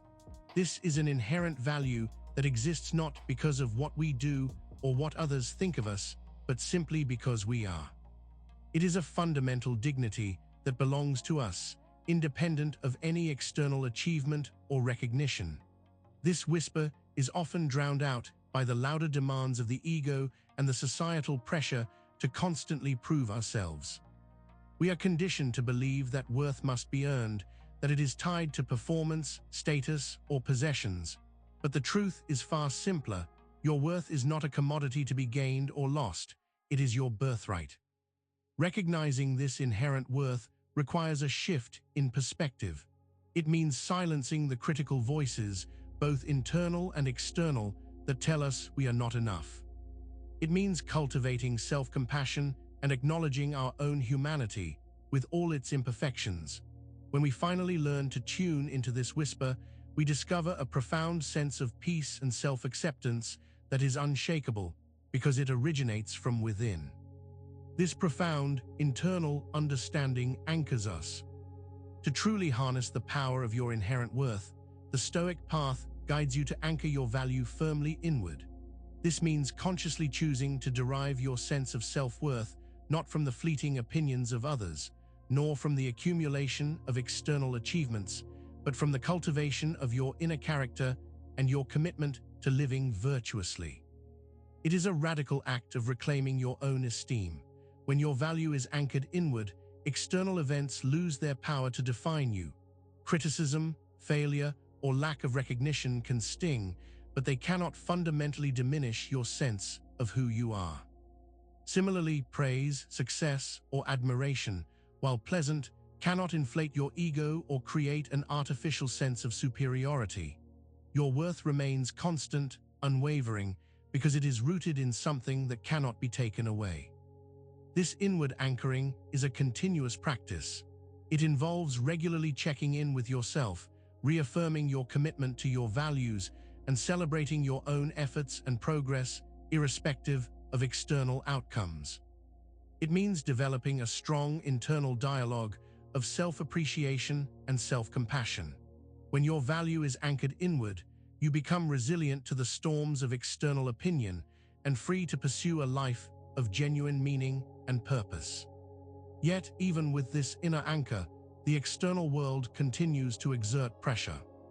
Despite cultivating inner strength and anchoring our value inward, the human experience is inherently social, and the pressure to conform, to please, and to fit in can be a source of profound anguish. This social pressure manifests in countless ways. the unspoken rules of our workplace, the expectations of our family, the desire for popularity among our peers, or the pervasive influence of social media trends. It's the constant, often subtle, pull to adapt ourselves to the prevailing currents of opinion. This pressure can lead us to compromise our values, suppress our true feelings, or pursue goals that are not authentically our own, all in an effort to avoid the discomfort of standing out or the fear of rejection. The anguish arises from the internal conflict between our genuine selves and the persona we feel compelled to present to the world. It's the feeling of being a stranger in your own life, desperately seeking acceptance from others. The Stoic path offers a way to navigate this challenging terrain by reminding us that true freedom and peace come from aligning our actions with virtue, not with popular opinion. It requires courage to distinguish between harmful social pressures and genuine community, and to set boundaries that protect our inner integrity. But how can one effectively navigate these currents of opinion without being swept away? Navigating the currents of opinion requires a developed sense of discernment and a quiet inner strength. It means engaging with the world and the perspectives of others without becoming captive to their judgments or demands. It is about being aware of what others think, but choosing not to let it dictate your own sense of worth or your chosen path. This is a skill honed through practice, not innate perfection. The first step is to recognize that opinions are not facts. They are subjective interpretations, colored by individual experiences, biases, and agendas. While it is wise to listen to constructive feedback, it is equally important to understand that the majority of opinions shared about us are not objective realities, but reflections of the speaker's internal landscape. This understanding liberates us from the need to constantly defend ourselves or to alter our behavior based on every passing thought of another. Secondly, it involves developing a strong inner conviction. When your values are clear and your actions are aligned with them, the opinions of others, even if negative, hold less power. You have your own internal compass to guide you. This doesn't mean ignoring feedback. It means being able to process it rationally, extract any useful insights, and discard the rest without letting it wound your self-esteem. This allows you to remain steady, even when faced with a sea of differing viewpoints. But what is the internal fortification that allows us to stand firm against these external forces? The shield of inner conviction is forged from the unshakable belief in your own principles and the integrity of your chosen path. It is the mental and emotional armor that deflects the arrows of external opinion and protects your inner peace from the onslaught of criticism or disapproval. This conviction is not arrogance. It is a quiet, steady confidence born from knowing who you are and what you stand for. When you possess strong inner conviction, the judgments of others become less potent. You can hear their opinions without internalizing them as personal attacks. You can acknowledge their perspectives without feeling the need to agree or to change your own course. This shield allows you to remain steadfast in your decisions and actions, even when faced with doubt or opposition from the outside world. It's what enables you to walk your own path with integrity. This inner shield is strengthened through consistent self-reflection and adherence to your core values. When you are clear about your own moral compass, the winds of external opinion are less likely to blow you off course. It allows you to engage with the world on your own terms, contributing your unique perspective without feeling the need to contort yourself to fit the expectations of others. Yet, even with this shield, navigating the social landscape involves more than just defense. It involves a subtle art of engagement. In the complex tapestry of social interaction, mastering the subtle art of disapproval is not about being disagreeable, but about understanding that not all external opinions carry equal weight, and that sometimes maintaining your inner integrity requires gracefully discerning when to accept and when to respectfully disengage from the judgments of others. It's about recognizing that not every critique needs to be internalized or acted upon. This art involves a quiet confidence that allows you to hear dissent or disagreement without feeling personally attacked. It's the ability to acknowledge that others may see things differently and that their perception is their reality, not necessarily yours. When faced with disapproval, the focus shifts from defending oneself to understanding the source of the opinion and deciding whether it warrants consideration or if it is simply noise. This is not an invitation to become combative, but to become discerning. It is about developing the wisdom to know when to listen and learn, and when to hold your ground with quiet certainty. It allows you to engage with the world without being overly swayed by the fleeting tides of popular sentiment, protecting your inner state while still maintaining open lines of communication. But what is the ultimate consequence of seeking to constantly avoid this potential disapproval? The Stoics understood that in pursuing a life of virtue and reason, one might inevitably encounter the scorn of the unwise. These are the individuals who operate from fear, ignorance, or shallow understanding, and whose reactions to genuine integrity might be mockery, disbelief, or outright hostility. To truly commit to one's principles often means a willingness to face such reactions, not with anger, but with understanding and a quiet resilience. Embracing the scorn means recognizing that the judgment of others, particularly those who are not guided by reason or virtue, is ultimately irrelevant to your own moral standing. Their scorn is a reflection of their own limitations, not a definitive assessment of your character. By accepting that this negativity might arise, you disarm it. It loses its power to wound because you have already acknowledged its potential and chosen not to let it dictate your value. This embrace is an act of inner freedom. It signifies that you are no longer dependent on external approval for your sense of self. It is a quiet declaration that your commitment to virtue is paramount and that the opinions of those who operate from a place of unreason cannot sway you from your course. It is a powerful step towards genuine self-mastery. Yet, succumbing to the pursuit of widespread likability is a common trap. The trap of pleasing others is one of the most insidious and common pitfalls on the path to inner peace. It is the relentless drive to gain the approval and acceptance of everyone around us, often at the expense of our own well-being, our values, and our authenticity. This drive can manifest as an inability to say no, a chronic need for reassurance, or a constant tailoring of our words and actions to fit the perceived desires of others. When caught in this trap, our energy is perpetually diverted outward, seeking external validation rather than cultivating internal contentment. We become like a ship without a rudder, constantly adjusting our sails to catch the prevailing wind of opinion, never truly charting our own course. The pursuit of pleasing others is an exhausting endeavor, for it is a dynamic and impossible goal. You cannot please everyone. This trap often stems from a deep-seated insecurity, a belief that our own worth is not sufficient and must be supplemented by the approval of others. It prevents us from developing true self-reliance and fosters a dependence on external forces for our emotional stability. It is a subtle form of self-betrayal, where our authentic selves are sacrificed on the altar of social conformity. But what is the courage required to step out of this trap? Stepping out of the trap of pleasing others requires a profound act of courage, the courage to disappoint. It is the willingness to accept that not everyone will agree with your decisions, approve of your choices, or understand your motivations. It is the quiet strength to prioritize your own integrity and well-being, understanding that true fulfillment comes from living in alignment with your own values, even if it means facing disapproval. This courage is not about being reckless or inconsiderate of others' feelings.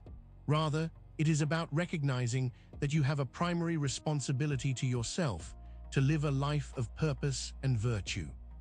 When you are constantly trying to manage the expectations of others, you relinquish your own agency and often end up disappointing yourself the most. The courage to disappoint is, in essence, the courage to be true to yourself. This act of courage liberates you from the exhausting and ultimately futile pursuit of universal approval. It allows you to dedicate your energy to what truly matters, to your own growth, and to building meaningful relationships based on authenticity rather than obligation. It is a critical step in reclaiming your inner sovereignty.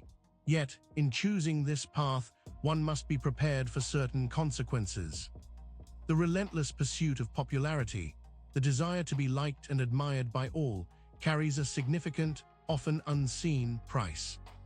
This price is paid not in dollars and cents, but in the currency of authenticity, integrity, and genuine inner peace.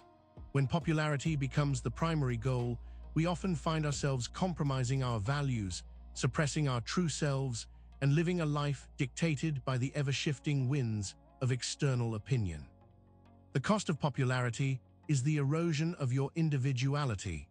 You begin to shape yourself to fit perceived molds, to say what others want to hear, and to avoid actions or opinions that might disrupt the status quo.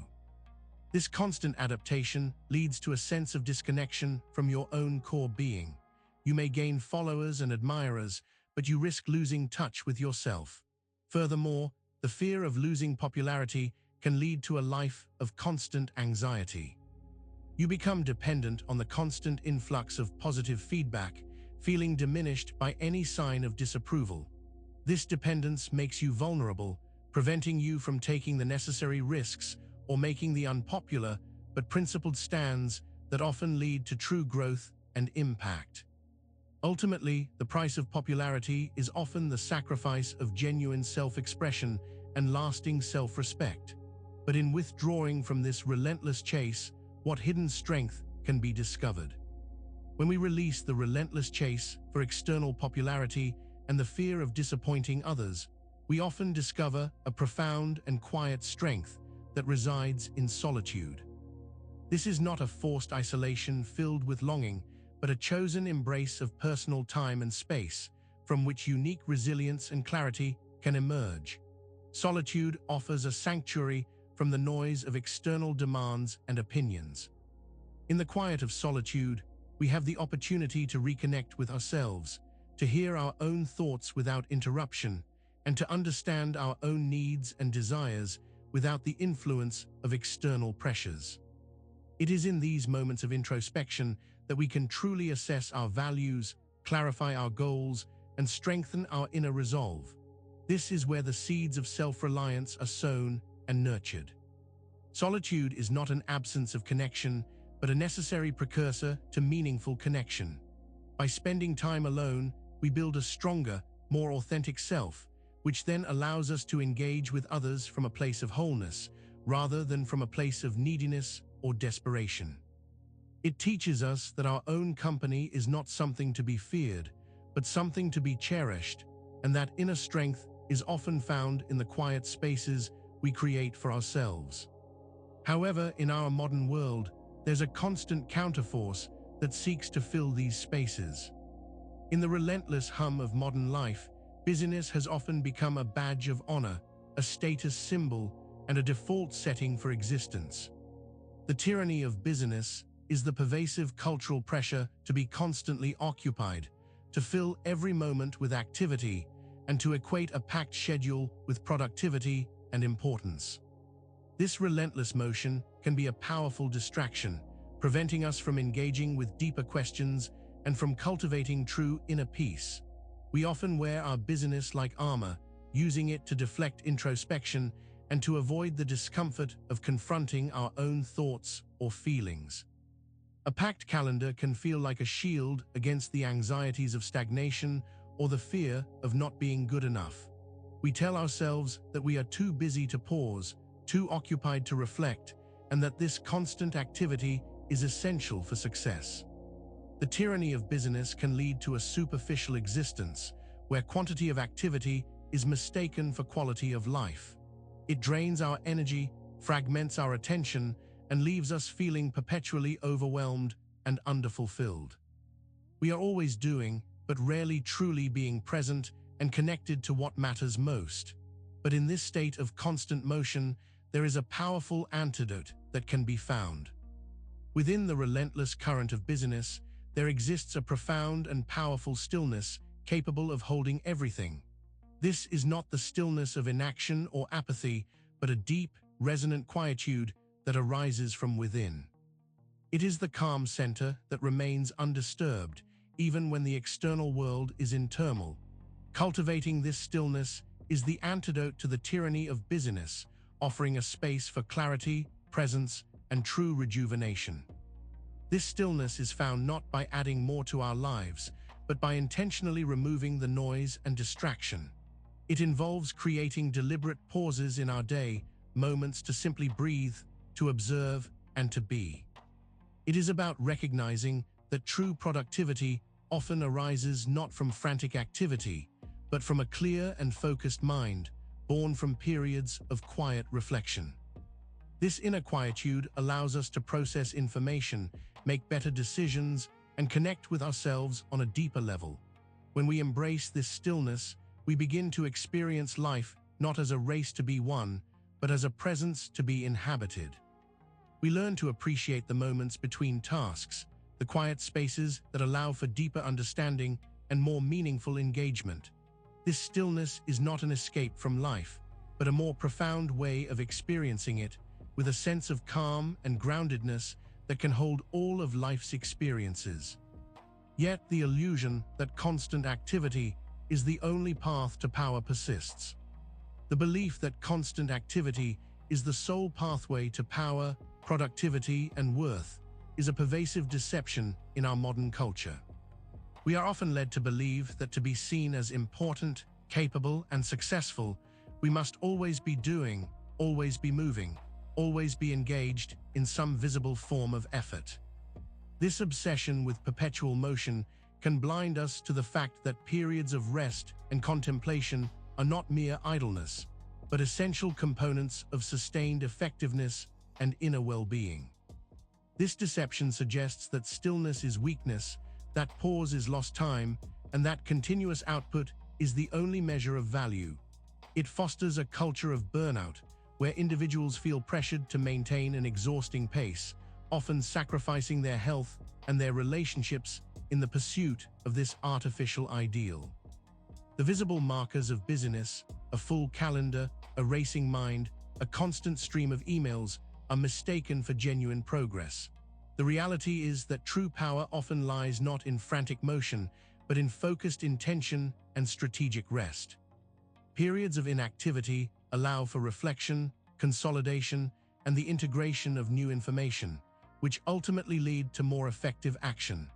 By falling for the deception of constant activity, we miss out on the crucial opportunities for insight and renewal that stillness provides.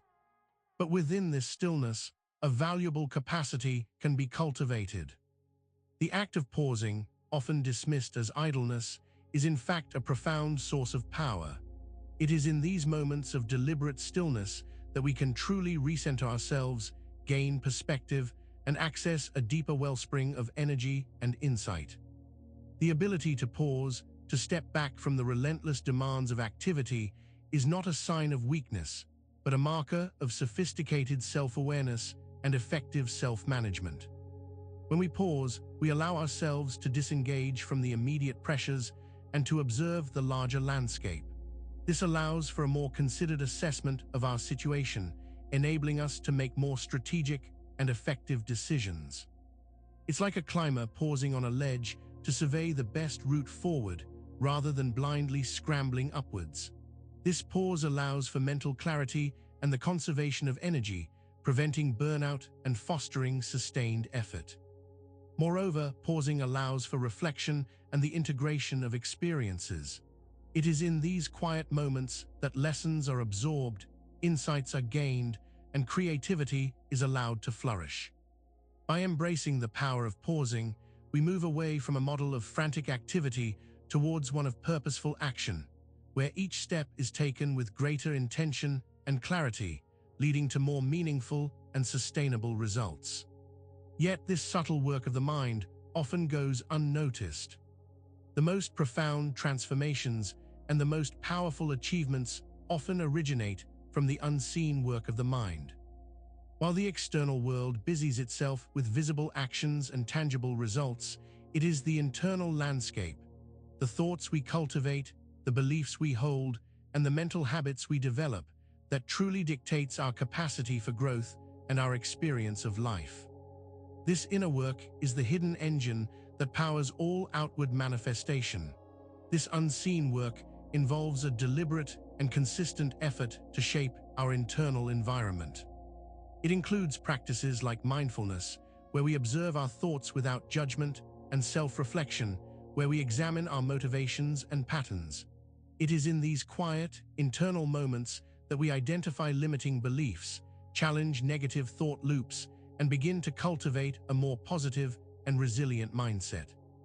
This internal cultivation is not about escapism, but about building a robust inner foundation.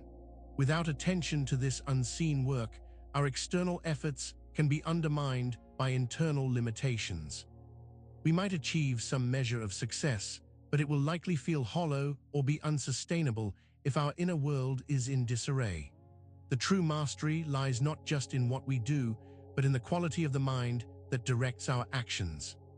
This is why cultivating stillness is so vital. Cultivating inner quiet is the deliberate practice of creating space within ourselves amidst the noise and distractions of the external world. It is about developing the ability to access a state of mental calm and clarity, regardless of external circumstances. This quietude is not an absence of thought, but rather a gentle observation of thoughts without being swept away by them. It is the fertile ground from which true insight and resilience grow. This cultivation begins with small, consistent efforts. It might be dedicating a few minutes each day to simply breathing and observing your thoughts without judgment. It can involve mindful engagement in everyday activities, bringing a sense of presence to even the most mundane tasks. The aim is to train the mind to disengage from the constant barrage of external stimuli and to find a stable center within. The benefits of this inner quiet extend far beyond mere relaxation. It enhances our focus, improves our decision-making abilities, and fosters a greater sense of emotional regulation. When our minds are quiet, we can access our intuition more easily, understand complex problems more clearly, and respond to challenges with greater wisdom and less reactivity. This inner quiet is a sanctuary that we can return to, regardless of the storms raging outside. However, the mind's natural tendency is to fill these spaces. Our minds, left untended, often become an inner echo chamber. This is a space where thoughts, beliefs, and emotions, once introduced, are amplified and repeated, reinforcing themselves and creating a distorted perception of reality. If a negative thought enters the chamber, it echoes, gaining strength and seeming more pervasive and true than it actually is. This self-perpetuating cycle can be incredibly difficult to break. This echo chamber effect can be particularly problematic when it comes to negative self-talk, limiting beliefs, or ingrained prejudices. A single seed of doubt, if allowed to echo within the mind, can grow into a forest of insecurity. The constant repetition of these internal messages can create a self-fulfilling prophecy, where our own thoughts and beliefs shape our experiences to match the internal echo. The danger of the inner echo chamber is that it can make us believe that our internally amplified thoughts are objective truths about the world or about ourselves. It creates a closed loop of perception, making it difficult to entertain alternative viewpoints or to challenge deeply held assumptions. To escape this chamber, we need to actively introduce new sounds, new perspectives, and to break the cycle of internal repetition. The antidote to the inner echo chamber and the general cacophony of mental and external distraction is the deliberate practice of tuning out the noise. This is the ability to selectively filter out irrelevant stimuli, both from the external world and from the internal chatter of the mind, allowing us to focus on what is truly important and to hear our own inner guidance more clearly. Tuning out the noise requires conscious effort. It means recognizing when our attention is being hijacked by trivial matters or by the relentless stream of thoughts that do not serve us. It involves making intentional choices about where we direct our focus and our energy. This might mean limiting exposure to certain media, setting boundaries around interruptions, or practicing techniques to gently redirect our wandering thoughts back to the present moment. This practice is not about becoming detached or indifferent to the world. Instead, it is about cultivating a more discerning and effective use of our mental resources. By learning to tune out the noise, we create space for clarity, for deeper understanding, and for the cultivation of our inner quiet. It allows us to hear the subtle signals of our intuition and to engage with life from a place of focused intention rather than scattered reactivity.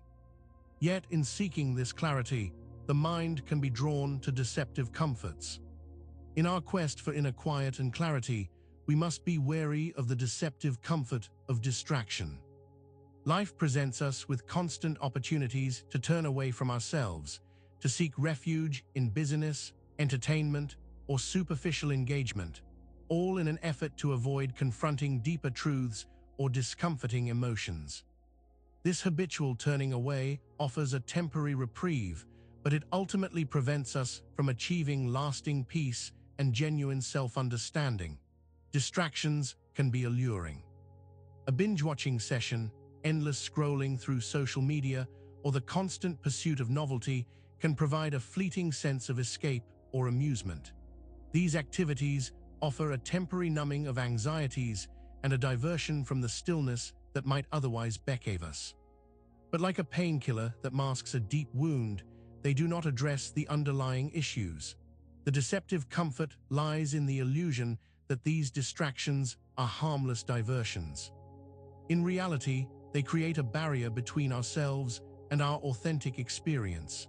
They prevent us from learning to cope with discomfort, to process difficult emotions, and to gain insight from our challenges. The true path to inner strength lies not in avoiding discomfort, but in developing the capacity to meet it with awareness and resilience. This allows for a different kind of embrace. The wakeful mind's embrace is the conscious decision to meet reality with all its complexities and challenges without turning away or seeking deceptive comforts. It is the commitment to presence, to awareness, and to engaging with life from a place of clarity and acceptance, rather than from a place of avoidance or reactivity. This embrace is the hallmark of true inner resilience and the foundation of lasting peace. This wakeful embrace involves acknowledging both the pleasant and the unpleasant aspects of our experience. It means welcoming joy and gratitude with an open heart, but also facing pain, disappointment, and frustration with equanimity and a willingness to learn. It is about observing our thoughts and emotions without judgment, understanding that they are fleeting phenomena, not immutable truths. This practice allows us to inhabit our lives fully, rather than merely observing them from a distance. When we embrace this wakeful state, we become less vulnerable to the disruptive forces of life. We are better equipped to handle challenges, to make wise decisions, and to foster deeper, more authentic connections with ourselves and others. It is in this embrace that we unlock our true potential for growth and find a profound sense of purpose that is independent of external circumstances. Yet, even in our wakefulness, certain internal roots can be stirred. Anger, that fiery, often destructive emotion, frequently has its roots in unmet expectations. When reality diverges from our internal blueprint of how things should be, how others ought to behave, or what we feel we are entitled to, the ensuing frustration can easily ignite into anger. It's a primal response, signaling that something we deem important has been violated or denied. This isn't to say that anger is always wrong. It can be a powerful signal that injustice is occurring, prompting us to take action. However, more often than not, our anger is fueled by our own internal assumptions and desires that have not been met. We become angry not necessarily because the situation itself is inherently terrible, but because it clashes with our preconceived notions of what is acceptable or deserved. Recognizing anger's root in unmet expectations is crucial for managing it effectively. This involves introspection to identify not just what made us angry, but why. What was the underlying expectation? Was it reasonable? Was it something truly within our control? By dissecting the expectation, we can begin to address the source of the anger, rather than simply reacting to its outward explosion. But this often leads us to perceive a specific kind of wrongness. The feeling of injustice is a powerful catalyst for anger and resentment. We feel wronged when we perceive that fairness has been violated, that our efforts have been unacknowledged, or that we have been treated inequitably. This perception of injustice often stems from a deeply ingrained sense of what is right and proper, and when reality deviates, it can feel like a personal affront. This perception of injustice is a subjective experience. What one person considers a grave wrong, another might see as a minor inconvenience or simply an aspect of life's unpredictability.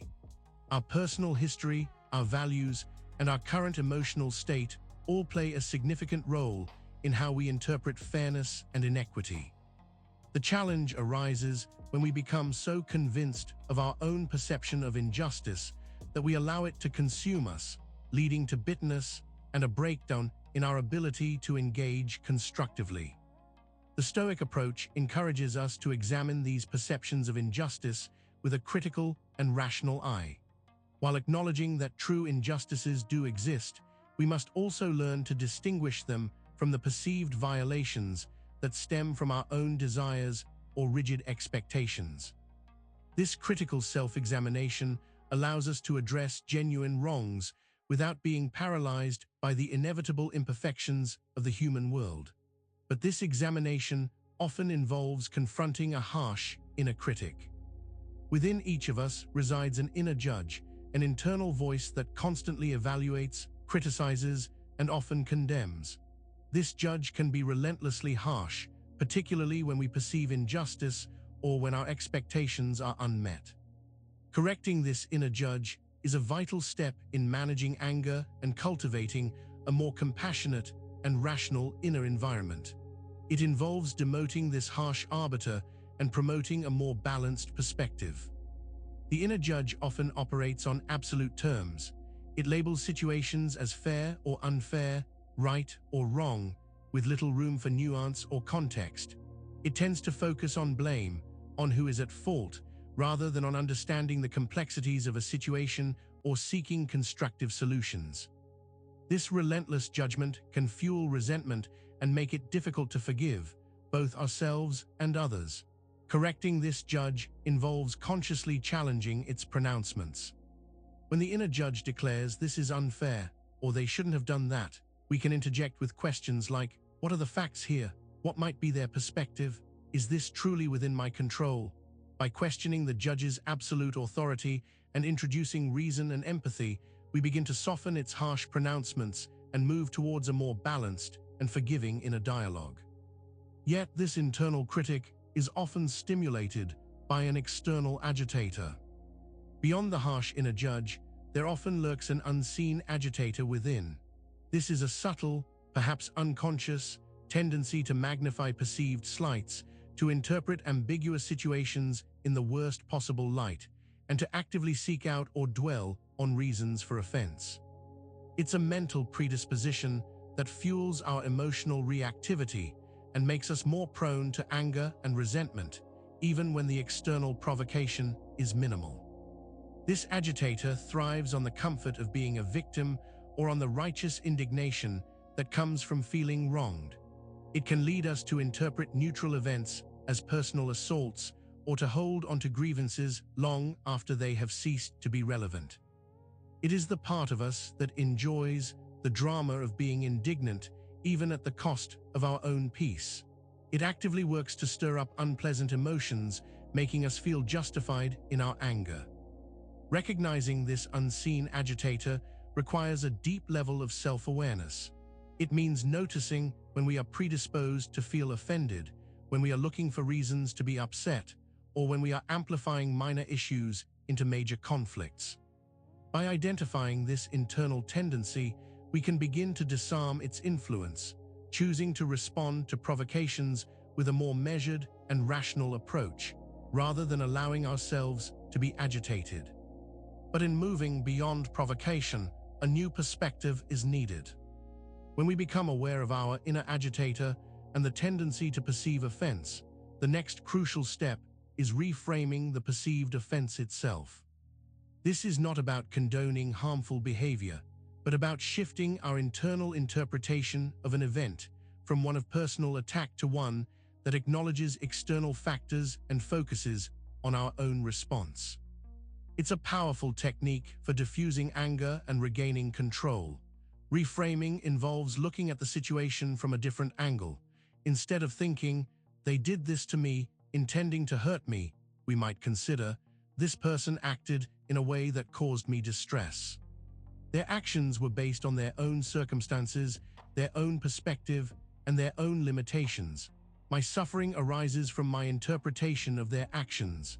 This subtle shift redirects the focus from blame to understanding and personal responsibility. By reframing, we acknowledge the external event without allowing it to become an internal weapon against ourselves. We separate the action from our reaction. This doesn't mean we condone poor behavior.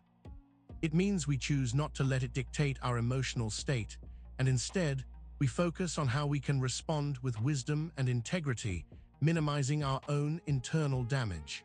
This leads to a more mature form of engagement. The power of understanding, in the context of dealing with perceived offenses or difficult people, is immense, and it is crucial to distinguish it from agreement. Understanding an action or a perspective does not mean condoning it, agreeing with it, or endorsing it. It means making a rational effort to grasp why something happened or why someone holds a certain view, even if that view or action is flawed or harmful. When we seek to understand, we move away from judgmental anger and towards a more detached, analytical perspective. We recognize that people's actions are often the result of their own history, their beliefs, their fears, and their limited understanding. By comprehending these underlying factors, we can see the situation with greater clarity and often perceive less malevolence than we initially assumed. This doesn't excuse harmful behavior, but it defuses our personal investment in it. This understanding allows us to respond more effectively and with less emotional turmoil. Instead of reacting with pure indignation, we can approach situations with a more strategic and rational mindset. It is a tool for disarming conflict, not by surrendering our principles, but by de-escalating the emotional intensity and focusing on the facts and potential for resolution. This rational approach often leads to a surprising outcome. In the heat of conflict, or when faced with an offense, the most unexpected and powerful tool for disarming the situation is often a deliberate, measured silence. This is not a passive or fearful silence, but an intentional pause that interrupts the cycle of escalation and creates space for reason to prevail. It can be far more effective than any angry retort or defensive argument. When confronted with anger or accusation, our natural inclination is to defend, to counter-argue, or to lash out. However, by choosing silence, we refuse to fuel the fire. We deny the other person the expected reaction, which can sometimes be the very thing they are seeking to provoke. This quiet refusal to engage in a tit-for-tat can break the momentum of conflict, leaving the aggressor to confront the silence rather than an equally heated response. This silence allows us to regain our composure, to assess the situation more clearly, and to choose a more rational and virtuous response. It signals that we are not being swept away by the emotion of the moment. It can also convey strength and self-control, qualities that are often more impactful than any words. However, even with our best efforts, certain forms of suffering are unavoidable. While we strive for inner peace and resilience, it is essential to acknowledge the inevitable sting of pain. Life, in its very nature, brings with it moments of suffering, loss, and discomfort. No amount of philosophical practice can completely shield us from the emotional and physical realities of the human condition. Pain is not a sign of failure, but a fundamental aspect of existence itself. This pain can arise from a multitude of sources: the loss of loved ones, physical injury, betrayal, disappointment, or simply the fatigue of life's journey. To deny or to resist this pain is often to prolong and intensify it. The Stoic path does not eliminate pain, but it offers a framework for how to relate to it, to prevent it from overwhelming us, and to extract whatever wisdom and growth it may offer. Accepting that pain is an inevitable part of life is not a passive surrender, but an active recognition of reality. It allows us to approach difficult experiences with a more grounded perspective, prepared to endure them with fortitude rather than succumbing to despair. By acknowledging the sting, we can then move towards a more transformative engagement with our suffering. But how do we engage with this unavoidable experience? The Stoic response to suffering is not one of masochistic endurance, but of rational engagement and virtuous action in the face of adversity. It is about acknowledging pain as an experience, not as a definition of oneself, and using it as an opportunity to strengthen one's character and to practice the virtues we profess. Suffering becomes a crucible, a test of our principles. When faced with pain, the Stoic doesn't deny its existence, but focuses on what is within their control. They cannot control the sensation of pain itself, but they can control their judgment about it, their attitude towards it, and their reaction to it. This means choosing not to amplify the suffering through negative thoughts or catastrophic interpretations, but instead to bear it with courage and equanimity. This response involves understanding that external circumstances, including pain, are indifferent to us. They have no inherent power to harm our true selves unless we grant them that power through our judgments. By shifting our focus from the sensation of pain to the quality of our response, we can transform affliction from a debilitating force into a catalyst for inner growth and resilience. But how does this transformation actively occur? The Stoic process aims to transform affliction, which is the experience of suffering, into inertia, not in the sense of stagnation, but in the sense of a steady, unwavering state of being. It is about moving from a state of being tossed about by the waves of pain to a grounded resilience where suffering does not dictate our actions or our inner peace. This transformation is a deliberate cultivation of an unshakable inner core. This process involves recognizing that while we cannot always prevent pain from arising, we can prevent it from becoming the sole architect of our lives. Affliction can make us feel paralyzed, but inertia, in the Stoic sense, is the power to maintain our forward momentum, our commitment to virtue, and our connection to reason even amidst hardship. It is about not allowing the pain to derail our fundamental purpose. Through consistent practice of virtue, rational evaluation of circumstances, and detachment from external outcomes, we build this inner inertia. It means our capacity for action, our commitment to justice, our pursuit of wisdom, and our practice of temperance remain steadfast, even when external conditions are challenging. It's a state where our inner will is not easily swayed by the storms of life, allowing us to navigate through suffering with enduring strength. Yet, this steady state requires a particular kind of surrender. The Stoic path emphasizes the profound art of acceptance, a practice that is often misunderstood as resignation. Acceptance, in this context, is not about passively giving up or passively enduring hardship. Instead, it is an active, rational embrace of reality as it is, without resistance. It is the understanding that fighting against what is unavoidable is a futile expenditure of energy, and that true peace comes from aligning our will with what is. When we truly accept a difficult situation, we cease the internal struggle against it. We stop wishing that things were different and instead focus our attention on what we can do within the current reality.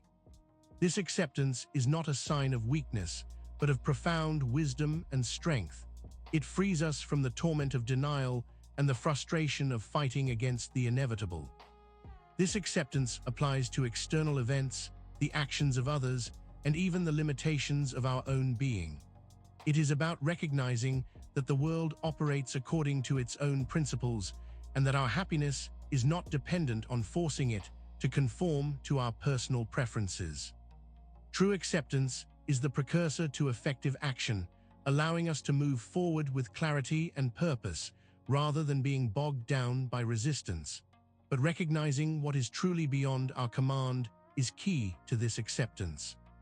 A significant source of our suffering and our resistance to acceptance lies in the pervasive illusion that we have control over the actions of others.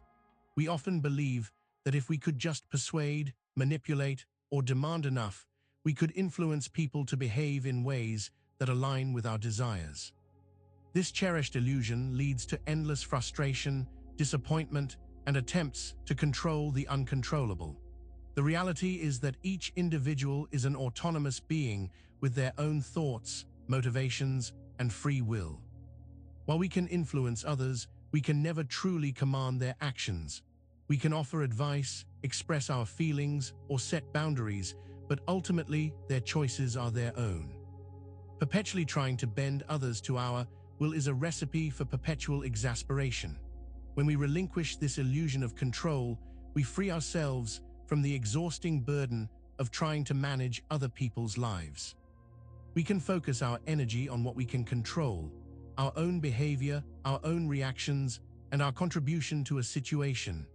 This shift fosters healthier relationships, reduces internal conflict, and allows us to approach interactions with a sense of genuine influence rather than desperate coercion. This realization opens the door to a powerful freedom. The realization that we cannot control the actions of others ushers in a profound freedom, the freedom of non-interference. This is the liberating understanding that our primary role is to manage our own lives and our own responses, and to refrain from attempting to dictate or control the choices and experiences of others. It is a principle that promotes autonomy, reduces friction, and fosters healthier relationships. Non-interference does not mean indifference or a lack of care. It means respecting the agency of others, acknowledging their right to make their own decisions, even if those decisions differ from our own preferences. It is about offering support, guidance, or expressing concerns, but ultimately allowing individuals to walk their own path and face the consequences of their choices. This respect for autonomy is a cornerstone of genuine connection and personal growth for all involved. When we practice non-interference, we liberate ourselves from the burden of responsibility for outcomes that are not ours to command. We can focus our energy on our own development and on acting virtuously, rather than expending it on futile attempts to engineer the behavior of others. This freedom creates space for more authentic interactions and a greater appreciation for the natural unfolding of life. Yet, in the absence of such wisdom, imposing our will can be dangerous. The impulse to impose our will upon others, to force circumstances to conform to our desires, is a deeply ingrained human tendency. However, this imposition carries significant dangers, not only for those around us, but also for our own inner state. It is a path that often leads to conflict, resentment, and a fundamental disconnect from the natural order of things. When we attempt to force outcomes, we often create more problems than we solve. The primary danger lies in the friction it creates. By pushing against natural inclinations or valid boundaries, we generate resistance. This resistance can manifest as open defiance, subtle sabotage, or a quiet withdrawal of cooperation. It strains relationships, erodes trust, and fosters an environment of conflict rather than collaboration. Furthermore, imposing our will often stems from a place of ego, a need to be right, or a fear of uncertainty, rather than from genuine wisdom or a desire for the greatest good. Moreover, this constant imposition prevents us from learning and adapting. If we insist on our way being the only way, we close ourselves off to alternative solutions, valuable insights, and the lessons that life offers through unexpected detours. True effectiveness often comes not from forcing our will, but from understanding the situation, applying our best judgment, and adapting our approach with flexibility. This subtle understanding leads to a deeper form of wisdom. In contrast to the dangers of imposing one's will, the wisdom of letting be offers a path of profound peace and effective action. It is the understanding that many situations are best navigated not by forceful intervention, but by allowing them to unfold naturally, by respecting inherent processes, and by intervening only when our actions are truly called for and can be genuinely beneficial. This wisdom cultivates a serene, yet potent, approach to life. Letting be does not imply passivity or apathy. It means recognizing the limits of our influence and choosing not to expend energy warring against forces that are beyond our control. It involves trusting in the natural order and understanding that attempting to force outcomes can often disrupt beneficial processes or create unintended negative consequences. It is about discernment, knowing when to act and when to allow. This wisdom cultivates patience and observation. It encourages us to understand the dynamics at play before acting, to assess whether our intervention will truly help or hinder. When we learn to let be, we reduce our own frustration, foster healthier relationships by respecting autonomy, and often find that situations resolve themselves more effectively when left to their own natural course. It is a quiet strength that allows for greater impact. Yet, in this process of letting go, the ego often subtly resists. Even when striving to let be and to act with wisdom, the subtle grip of the ego can undermine our efforts. The ego, in this context, is not about arrogance in the traditional sense, but about the ingrained sense of self that craves recognition, seeks control, and often resists anything that detracts from its perceived importance or agency. It can subtly influence our decisions, making us believe that our intervention is always necessary or beneficial, even when it is not. This subtle ego can manifest in many ways. It might whisper that your unique insights are indispensable, that only you can solve a particular problem, or that your way is the only right way. It can feed on a desire for praise or a fear of being insignificant. This internal drive can lead us to overstep boundaries, to interfere where non-interference would be wiser, or to seek credit for outcomes that were not solely our doing. Recognizing the ego's subtle grip requires vigilant self-awareness. It means questioning our motivations. Are we acting out of genuine wisdom and a desire to contribute, or out of a need for control, recognition, or validation? By bringing this awareness to our actions, we can begin to loosen the ego's hold, allowing us to act more from a place of service and genuine wisdom, rather than from a self-serving agenda. This leads to a profound call for a different kind of inner posture. The journey towards genuine wisdom and inner peace often involves a call to diminish the self, not to annihilate one's being, but to reduce the ego's clamor for attention, control, and validation. This is about shifting the focus from the self as the center of the universe to a wider perspective where one recognizes one's place within a larger whole. It is a process of humility and of expanding one's awareness beyond purely personal concerns. This diminishing of the self is not about self-deprecation. Rather, it is about recognizing that an inflated ego can be a significant obstacle to clear perception, authentic connection, and meaningful contribution. When the ego is constantly vying for importance, it prevents us from truly listening, from learning from others, and from acting with objective good intentions. It creates a self-imposed myopia. By consciously choosing to step back from the ego's insistent demands, we create space for greater empathy, deeper understanding, and a more selfless engagement with the world. This involves practicing humility, acknowledging our limitations, and recognizing that our individual significance is best realized within the context of a greater purpose or community.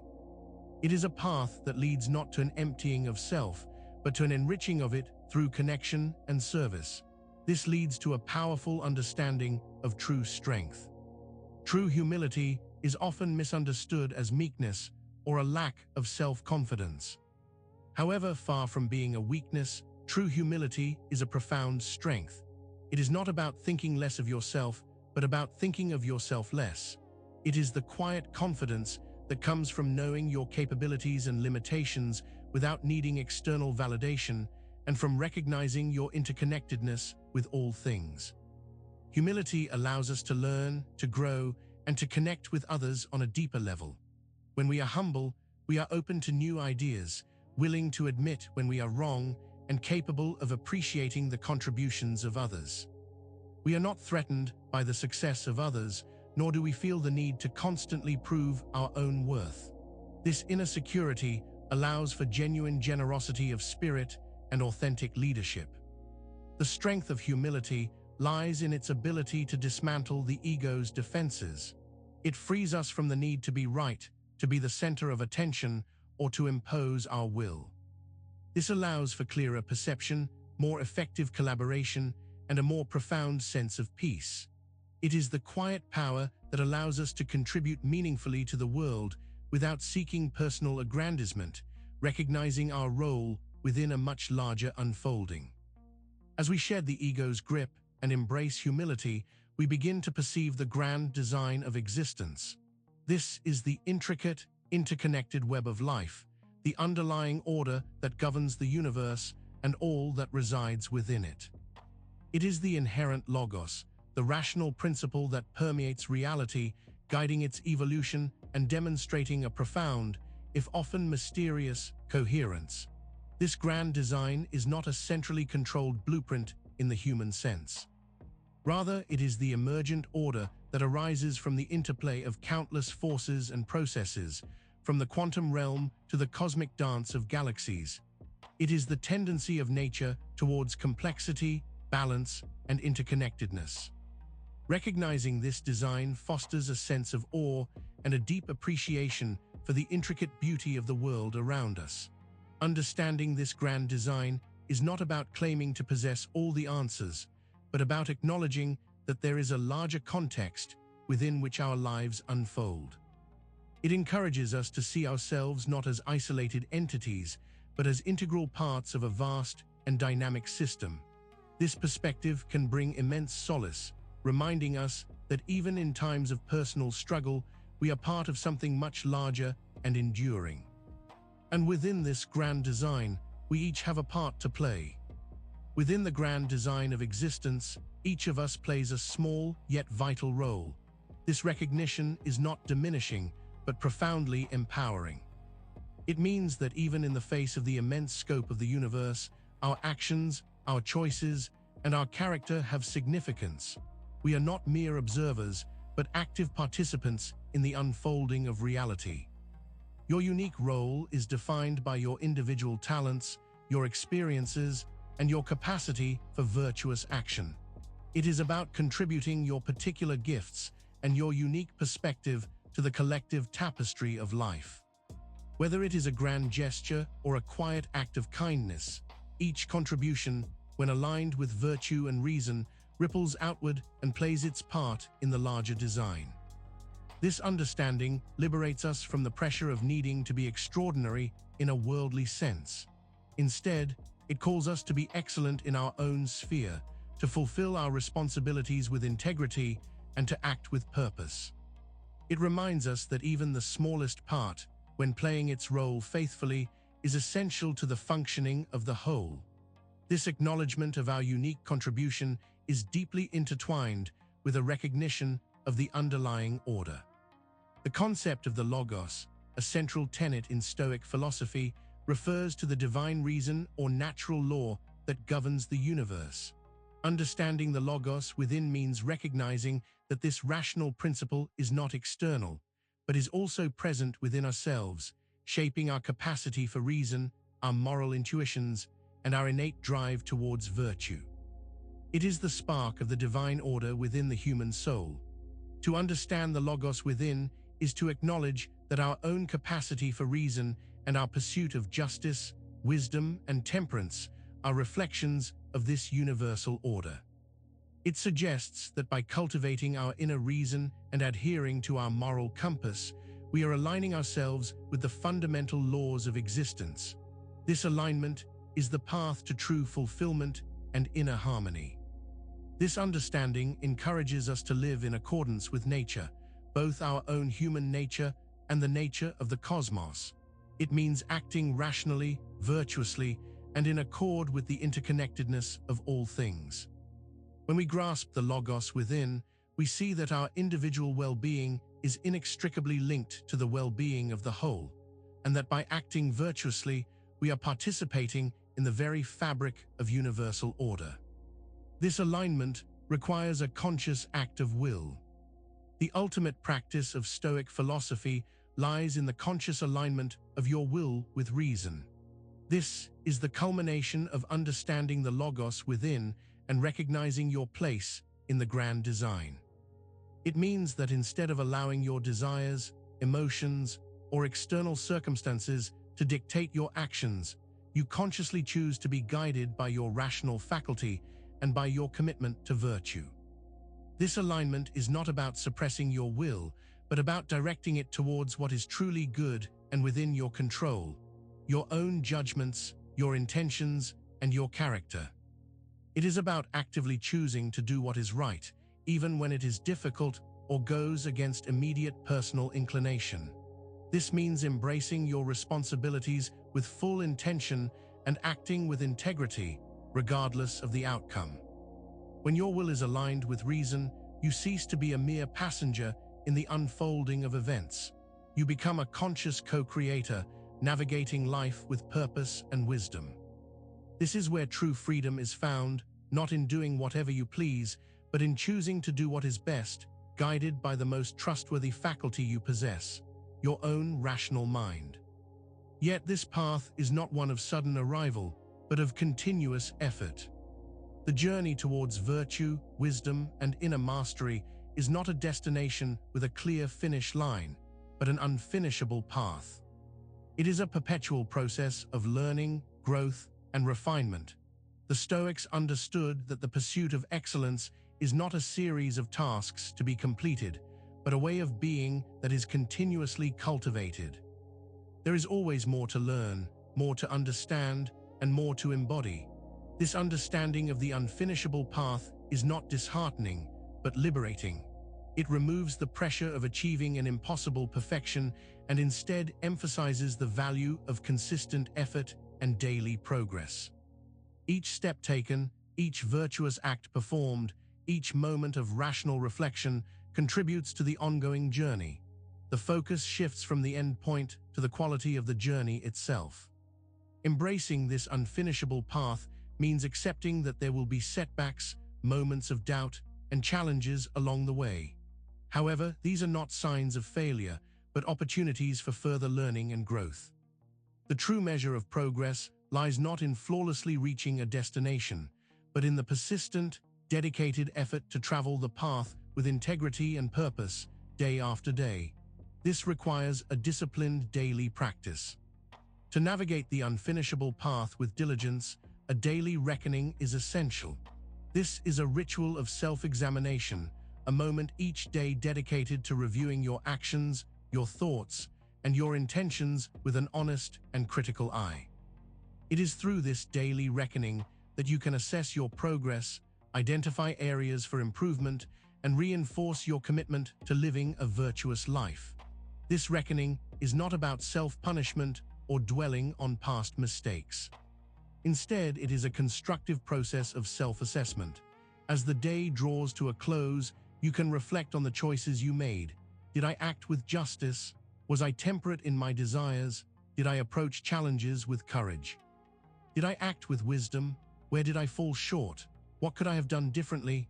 This daily review allows you to learn from your experiences, to identify recurring patterns of behavior, and to make conscious adjustments for the future. It ensures that you remain mindful of your commitments and that you are actively working to embody the virtues you aspire to.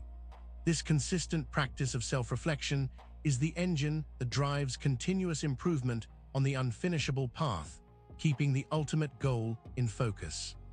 Through the daily reckoning and the conscious alignment of will with reason, a persistent call to virtue emerges. This is the inner voice, strengthened by practice and reflection, that continually guides us towards ethical action, rational thought, and balanced character. It is the constant reminder that the ultimate aim of our efforts is not external achievement, but the cultivation of intrinsic goodness. This call to virtue is not a rigid set of rules, but a living principle that informs our choices in every situation. It challenges us to act with justice when faced with inequity, to practice temperance when tempted by excess, to embody courage in the face of fear, and to seek wisdom in all our endeavors. It is the enduring echo of the Logos within, urging us towards our highest potential. When we heed this persistent call, we find that our actions become more purposeful, our decisions more grounded, and our inner life more tranquil. Even when faced with external difficulties, the commitment to virtue provides a stable foundation and a source of unwavering integrity. It is the consistent pursuit of this call that defines the true Stoic life, leading us to contemplate what truly endures. When the external world begins to recede, when possessions are lost, ambitions are unmet, and even the memory of our earthly struggles begins to fade with time, what remains? The Stoic perspective offers a profound answer. Only virtue remains.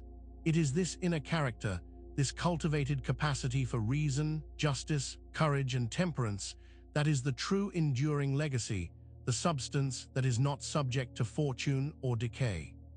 All material wealth can be lost, external achievements can be forgotten.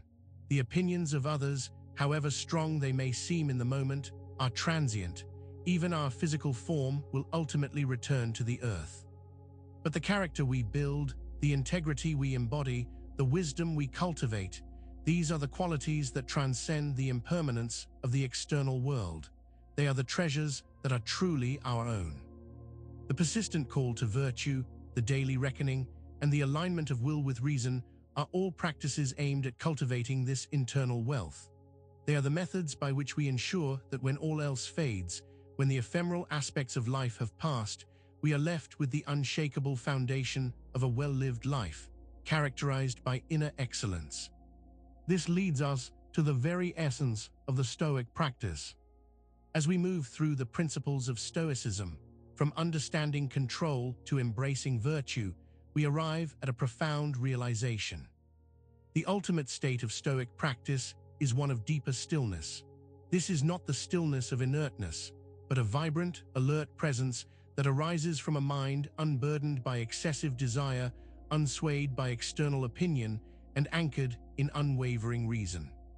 This is the first step into a practice that holds the promise of true sovereignty. This deeper stillness is cultivated through the relentless practice of discernment, the conscious release of what is outside our control, and the unwavering commitment to virtue. It is the quiet confidence that comes from knowing one's place in the grand design and from acting in accordance with the Logos. It allows us to observe the world with clarity, to respond with measured wisdom, and to remain at peace even amidst turmoil. This state is not a final achievement, but a continuous unfolding.